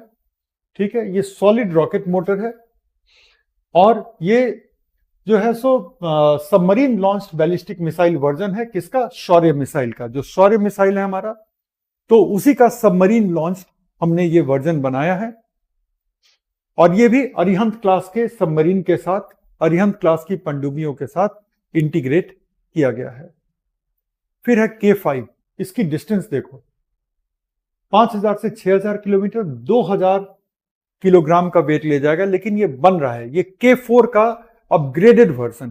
ठीक है, ये K4 का अपग्रेडेड वर्जन है, so it is being developed by DRDO, अभी ये बना नहीं है। और K6 ये भी अंडर डेवलपमेंट है। फिर सरफेस टू एयर है हमारा, त्रिशूल है। सरफेस टू एयर में बस 9 किलोमीटर के रेंज में हिट करेगा, तो एनिमी एयरक्राफ्ट वगैरह उनको हिट करने के लिए ये बड़ा अच्छा सिस्टम है। फिर ये नाम से ही अंदाजा चल जाएगा कि ये इजराइल से हमने कोलैबोरेट करके डेवलप किया है, 100 किलोमीटर के रेंज में है। ये DRDO और इजरायली एरोस्पेस इंडस्ट्री ने किया है, 100 किलोमीटर के रेंज में। ये भी सरफेस टू एयर है। तीसरा है मैत्री। मैत्री किसके साथ किया है हमने? फ्रांस के साथ किया है। बस 10 किलोग्राम का पेलोड, लेकिन बहुत क्विक रिएक्शन है, सरफेस टू एयर। इसीलिए हम इसको कहते हैं QR, quick reaction surface to air missile, QR SAM. आप में से किसी ने पूछा था, ठीक है, कि QR क्या है, तो अब अंदाजा चल गया कि QR क्या है। उसके बाद है हमारा आकाश। 30 किलोमीटर के रेंज में सुपरसोनिक स्पीड से जाएगा और कोई भी एरियल टारगेट, आपकी तरफ कोई मिसाइल आ रहा है उसको भी मारेगा, ठीक है। और इतना ही नहीं, बल्कि आपकी तरफ कोई एरोप्लेन आ रहा है उसको भी हिट करेगा। आकाश हमारे मिसाइल डिफेंस सिस्टम का एक हिस्सा है, आकाश। उसके बाद है air to air missile, Astra है, जो इंडिया में ही हमने डेवलप किया है। 70 किलोमीटर के रेंज में जाएगा और ये पूरी तरह से DRDO ने किया है। और ये बियॉन्ड विजुअल रेंज जाएगा, जो पायलट को जो नहीं भी दिख रहा है, पायलट इंफ्रारेड के जरिए वो टारगेट को एक्वायर करके और उसको भी फायर कर सकता है। नोवेटर, ये रशिया के कोलैबोरेशन से डेवलप हो रहा है, ठीक है। और ये जो है रशियन एयरफोर्स आज भी यूज कर रहा है। उसके बाद है क्रूज मिसाइल निर्भय, 800 से 1000, 450 किलोग्राम का वेट ले जाएगा। लेकिन ये क्या है, सब सोनिक है, मतलब साउंड के स्पीड से कम स्पीड पे जाएगा। ये हमारा क्या है, निर्भय। दूसरा है ब्रह्मोस, डिस्टेंस बहुत ज्यादा नहीं कवर करेगा, 300 किलोमीटर करेगा, लेकिन ये सुपरसोनिक है। अब क्या है, joint project of Russia and India है, मीडियम रेंज है, रैमजेट सुपरसोनिक मिसाइल। लेकिन मीडियम नहीं, एक्चुअली है तो शॉर्ट रेंज ही, क्रूज के हिसाब से ये मीडियम हो गया। 2 स्टेज है। फर्स्ट स्टेज जो बूस्ट होता है वो सॉलिड फ्यूल है और दूसरा लिक्विड रैमजेट इंजन है। किस स्पीड से ट्रेवल करता है? 2.8 मैक्स से। लैंड, एयर और शिप, सबमरीन कहीं से भी कर सकता है, राइट। और ब्रह्मोस 2 जो है वो अंडर डेवलप्ड है, हाइपरसोनिक मिसाइल होगा, ठीक है। और ये इस तरह से इंडिया का पहला हाइपरसोनिक मिसाइल होगा जो 1500 किलोग्राम के इसको पेलोड को ये ले जा पाएगा। और उसके बाद एंटी टैंक गाइडेड मिसाइल है, नाग है। ये बस एक बार लॉन्च करो, टैंक को लॉक करो, ये टैंक को जाकर के हिट करेगा। शॉर्ट रेंज है, 500 मीटर से लेकर 20 किलोमीटर की दूरी में। स्पाइक है, इजराइल से लिया है। अब देख रहे हो कि इजराइल के साथ हमने मिसाइल टेक्नोलॉजी में कितना कोलैबोरेट किया है ना। और अभी तो हम ये भी देखने जा रहे हैं कि इजराइल से हमने आयरन डोम भी परचेज किया है। उसके बाद स्पाइस 200, ये भी हमने इजराइल के साथ लिया है। और उसके बाद जो हाल के जो अग्नि 4 और 5 हैं उसके बारे में मैंने थोड़ा ऐड कर दिया है। जो बातें मैंने आप लोगों के साथ डिस्कस कर ली हैं, डिस्टेंस, रेंज वगैरह, और इंग्लिश और हिंदी दोनों ही हैं। इसी तरह से अग्नि 5 के बारे में वही 5 किलोमीटर प्लस, 5000 किलोमीटर प्लस का ही रेंज रखा है।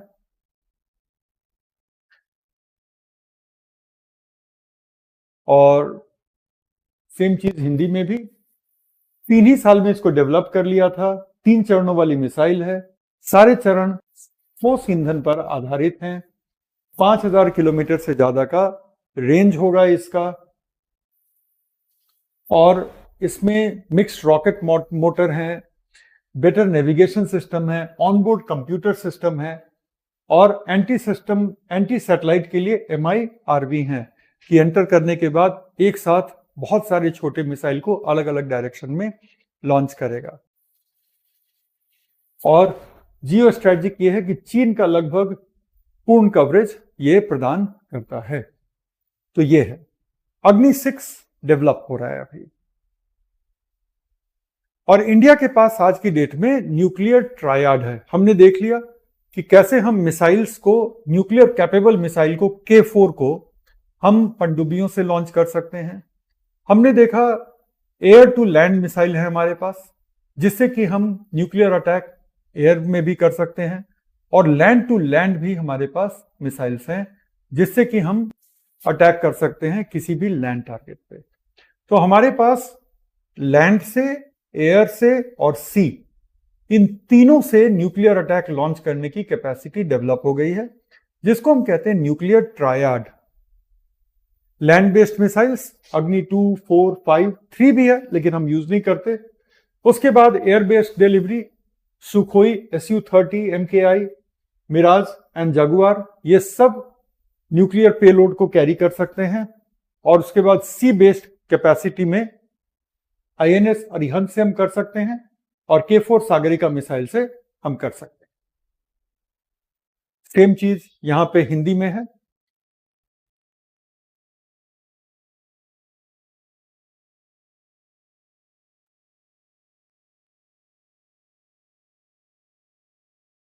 ठीक है, अब हम आ जाते हैं इंडिया के मिसाइल डिफेंस प्रोग्राम पे।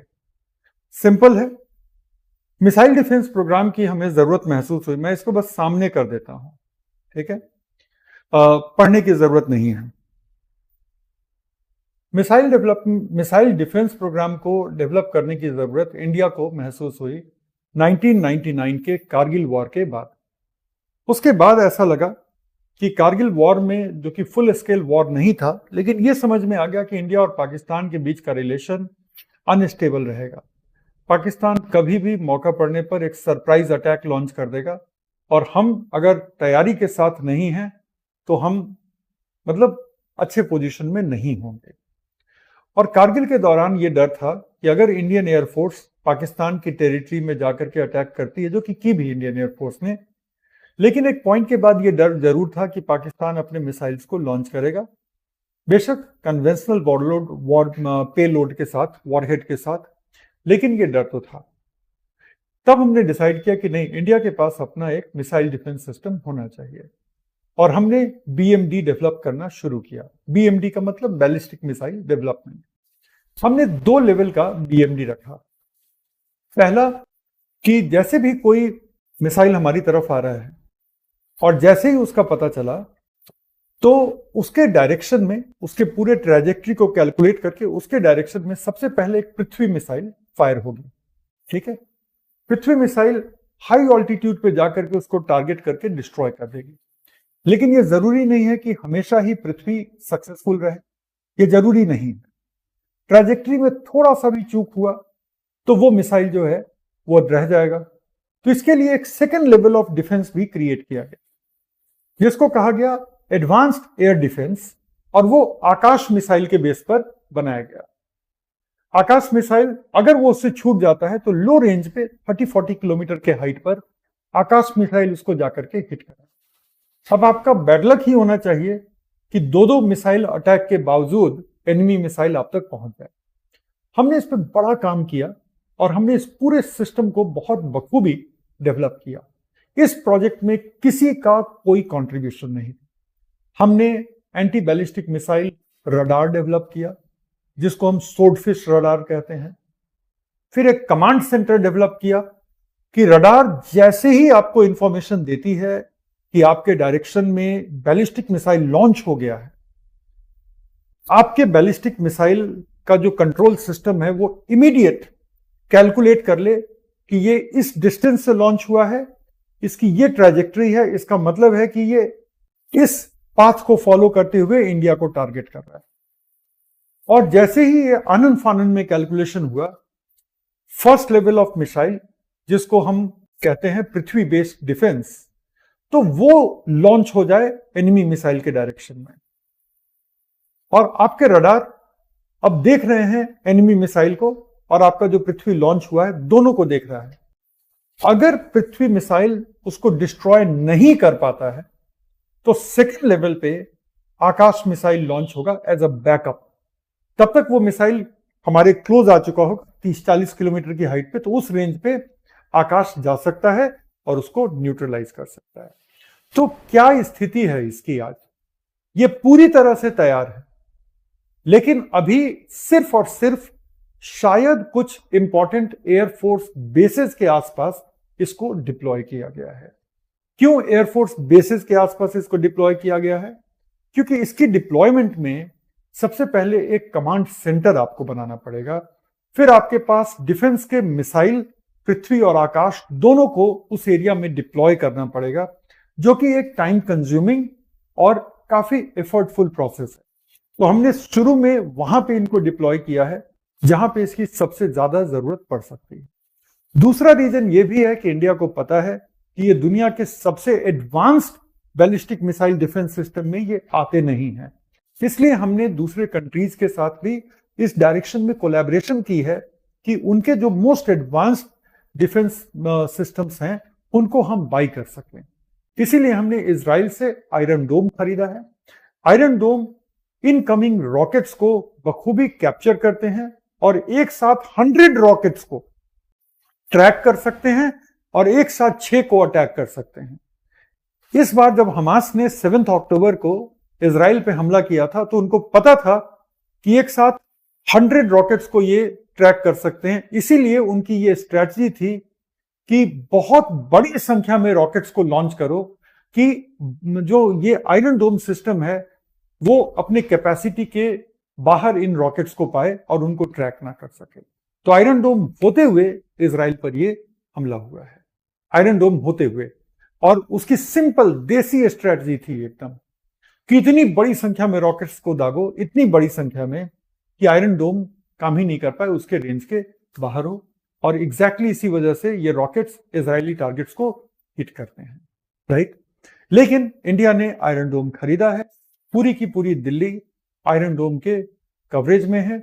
इंडिया के सारे न्यूक्लियर रिएक्टर आयरन डोम के कवरेज में है। मुंबई आयरन डोम के कवरेज में है। इतना ही नहीं, इंडिया के जितने मेजर एयरफोर्स बेसेस हैं सब के सब आयरन डोम के कवरेज में है। तो आयरन डोम का डिप्लॉयमेंट ऑलरेडी इंडिया ने कर रखा है और आयरन डोम के बड़े सारे नए वेरिएंट आ रहे हैं। तो इंडिया और इजराइल का जो डिफेंस रिलेशन है अब काफी एडवांस्ड है, क्योंकि अभी हमने मिसाइल के सिलसिले में देखा है। तो ये जो नए वाले वेरिएंट हैं आयरन डोम के, वो भी इंडिया को अवेलेबल है।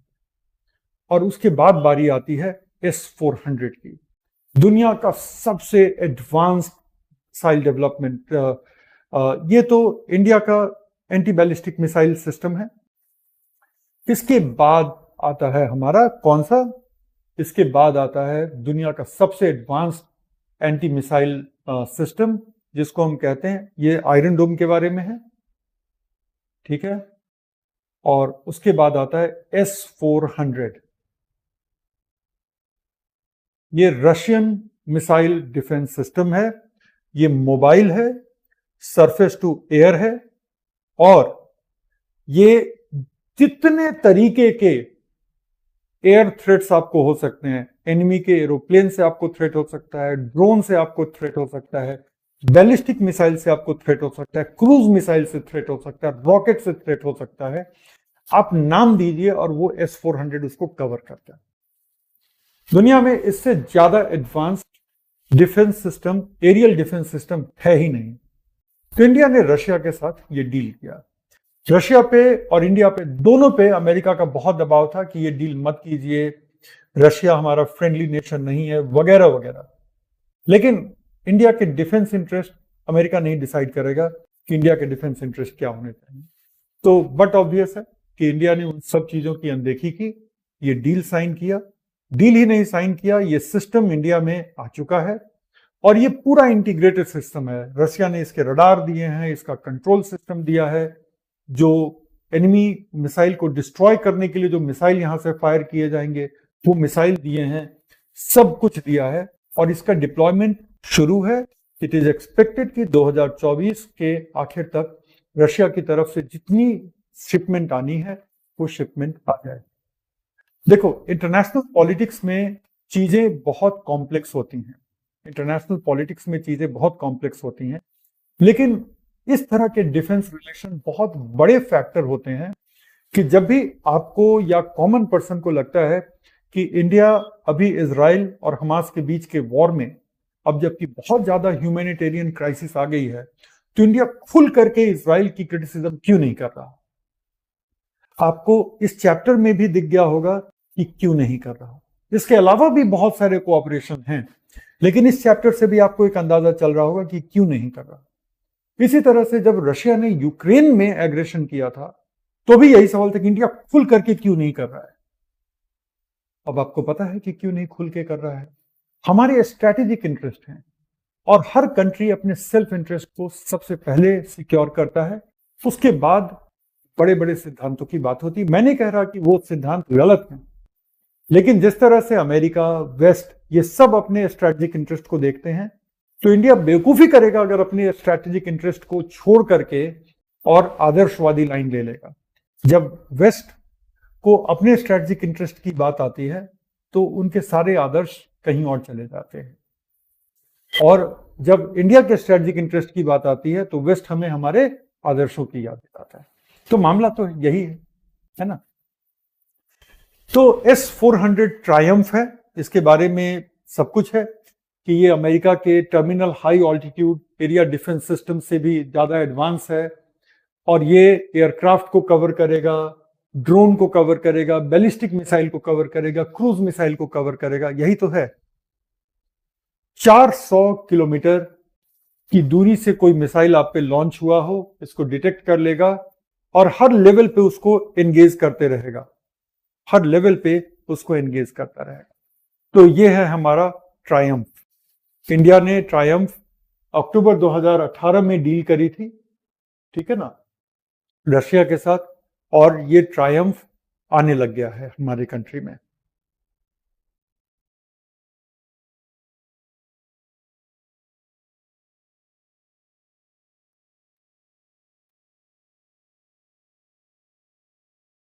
तो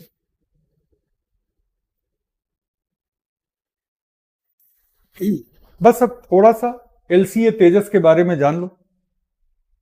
समझने वाली बातें तो आप समझ ही गए हो, 10 मिनट और लगेगा।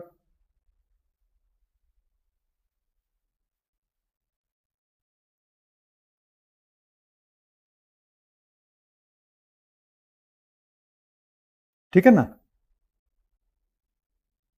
तो अब LCA तेजस के बारे में देख लेते हैं हम लोग, ठीक है ना।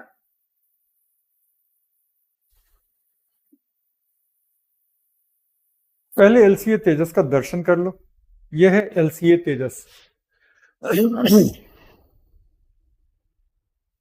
अगर गौर से देखो तो ये सिंगल सीटर है, ठीक है। LCA तेजस जो है वो सिंगल सीटर है, दूसरे एयरक्राफ्ट के कंपैरिजन में छोटा है। तीसरा, इसका ये जो टेल है, बस एक टेल फिन है, और वो भी मूव होता है, ऐसे भी हो सकता है, ऐसे भी हो सकता है, ऐसे भी हो सकता है। और जो टेल विंग्स होते हैं वो टेल विंग गायब हैं, बस एक डेल्टा विंग है। जब एरोप्लेन का विंग वी शेप्ड होता है तो उसको हम कहते हैं डेल्टा विंग। तो ये आप देख रहे हैं कि ये डेल्टा विंग एयरक्राफ्ट है हमारा तेजस। लाइट है, बहुत ज्यादा इसमें कंपोजिट मटेरियल वगैरह का इस्तेमाल हुआ है, कार्बन फाइबर, एल्यूमिनियम और इस तरह के लाइट एलॉय का इस्तेमाल हुआ है, जिससे कि ये बहुत बहुत लाइट, बहुत ज्यादा लाइट। और साथ ही साथ इसका डिजाइन ऐसा बनाया गया है कि ये एरियल कॉम्बैट के लिए बहुत बेहतरीन एयरक्राफ्ट है। मतलब इन एयर जितने तरह की मूवमेंट आप इस प्लेन से कराना चाहो, तेजी से टर्न हो जाना, बिल्कुल उल्टा हो जाना, उल्टा हो करके किसी एनिमी को टारगेट करना, वो सब कुछ ये कर सकता है। इसमें आर्टिलरी गन्स लगे हुए हैं जिससे कि ये एनिमी के एयरक्राफ्ट पर फायर कर सकता है। इसमें बॉम्ब का सिस्टम लगा हुआ है कि ये एनिमी के टारगेट पे बॉम्ब ड्रॉप कर सकता है, तो ये एयर टू एयर फायर कर सकता है, ये एयर टू लैंड फायर कर सकता है, और एयर से लैंड पर बॉम्ब गिरा सकता है। इतना सारा काम करता है, पूरी तरह से इंडिया में डेवलप्ड, ठीक है, पूरी तरह से इंडिया में डेवलप्ड। बस अमेरिकन कोलैबोरेशन से एक खास तरीके का हमने इंजन बनाया है, लेकिन वो इंजन को हमने बहुत ज्यादा कस्टमाइज किया है और उसकी टेक्नोलॉजी बहुत पहले से थी।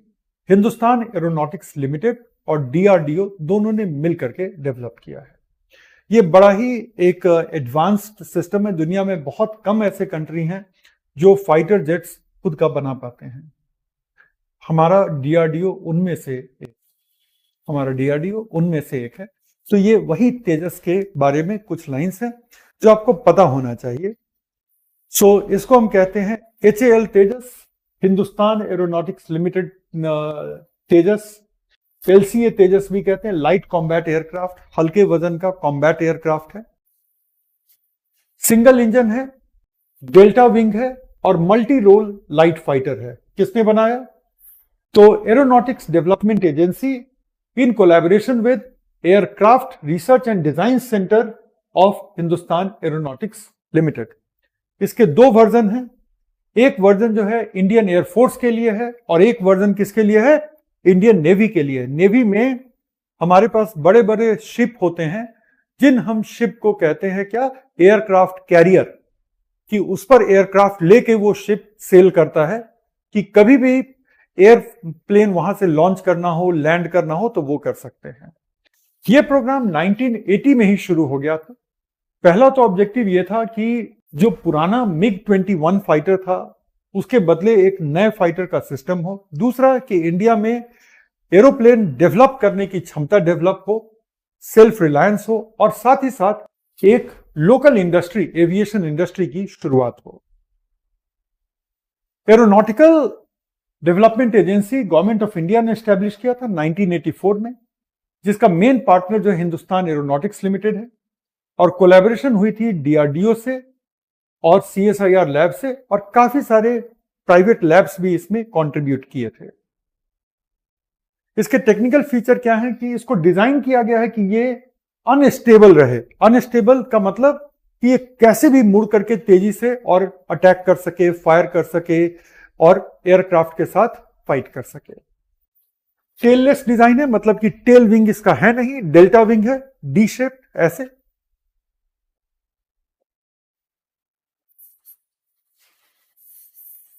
डी ऐसे लिखते हैं ना, तो यही इस एयरक्राफ्ट का डेल्टा विंग है। अगर ऊपर से आप देखोगे एलसीए तेजस को, तो ये पायलट के बैठने की जगह है और एक ही सीट होती है पायलट की, और ऐसे इसकी डेल्टा विंग होती है। टेल विंग नहीं होती, और इसका एक टेल फिन होता है ऐसे, जो साइड से देखोगे तो आपको दिखेगा यूं टेल फिन इसका ऐसे होता है। ये पायलट का चैम्बर, राइट। तो ये डेल्टा विंग है। अब इसके बाद देखो कि ये जो है मैक्सिमम स्पीड 1.8 माक की ले सकता है, 3200 किलोमीटर की टोटल है, और अगर कॉम्बैट कराना है तो 500 किलोमीटर के अंदर कॉम्बैट कराओ, क्योंकि कॉम्बैट के बाद इसको वापस भी आना है बेस में। और अगर कुछ सामान लेकर के जाना है, किसी को वहां से लिफ्ट करके लाना है, हालांकि वो क्षमता कम है, लेकिन 1850 किलोमीटर तक जा सकता है। एल्युमिनियम लिथियम एलॉय से बना है, कार्बन फाइबर से और टाइटेनियम एलॉय से, तो काफी लाइट है। और इस तरह के कंपोजिट मटेरियल जो हैं वो बाई वेट पूरे एयरफ्रेम का 45% और सरफेस एरिया का 95% करते हैं ये। और तरह तरह के चीजें हैं। Night vision goggles compatible glass cockpit है, शीशे का कॉकपिट है, और नाइट विजन गॉगल्स लगा करके भी वो रेज को अवरुद्ध नहीं करता। फिर हेड अप डिस्प्ले है कि आप ऐसे देखेंगे तो आपके ग्लास पे ही सारा डिस्प्ले दिख जाएगा। ऐसा नहीं है कि सामने कुछ मॉनिटर लगा हुआ है, ऐसे ग्लास पे ही ऐसे हेड अप डिस्प्ले लगा हुआ है। इसके बाद मल्टी फंक्शनल डिस्प्ले है और गेट यू होम पैनल है। एक ऐसा नेविगेशन है कि जब एकदम सुपर क्राइसिस में है तो एक गेट यू होम पैनल है जो आपको सिर्फ आपके एयर बेस का, नियरेस्ट एयर बेस का नेविगेशन दे देगा और आप अपने बेस पर वापस आ जाएंगे। और अभी मार्क 1 बन चुका है, मार्क 1A बन चुका है और उसका ट्रेनर वर्जन बन चुका है। इंडियन एयरफोर्स ने ऑर्डर कर दिया है, अभी और भी खरीदने वाला है इंडियन एयरफोर्स, और कुछ कंट्रीज भी इसको खरीदने में इंटरेस्ट ले रहे हैं। ठीक है, तेजस ऑलरेडी डिप्लॉय हो चुका है, तरह तरह के मिलिट्री एक्सरसाइजेज में पार्टिसिपेट कर चुका है। अर्जेंटीना और इजिप्ट खरीदना भी चाहते हैं। और तेजस 2 जो कि काफी एडवांस्ड वर्जन होगा, शायद हाइपरसोनिक भी होगा, वो अंडर डेवलपमेंट। तो ये बात रही किसकी? ये बात रही हमारे तेजस के बारे में। तो बस इतना ही आज एरियल डिफेंस का ये हमारा चैप्टर था आज का। ठीक है, चैप्टर का टाइटल था इंडियाज एरियल डिफेंस, तो वो हमने कर लिया। और अब आप लोगों को छोड़ दे रहा हूं कि आपके पास 15 मिनट का टाइम हो to rest relax before you go for your next class. ठीक है, अब कल मिलते हैं। कल क्या करेंगे ये सुन लीजिए। कल हम लोग नैनो टेक्नोलॉजी करेंगे। बस एक क्लास का कंटेंट है, कल नैनो टेक्नोलॉजी की छुट्टी हो रही है। ठीक है, चलिए अपना ध्यान रखिए and we will meet tomorrow. Goodbye everyone.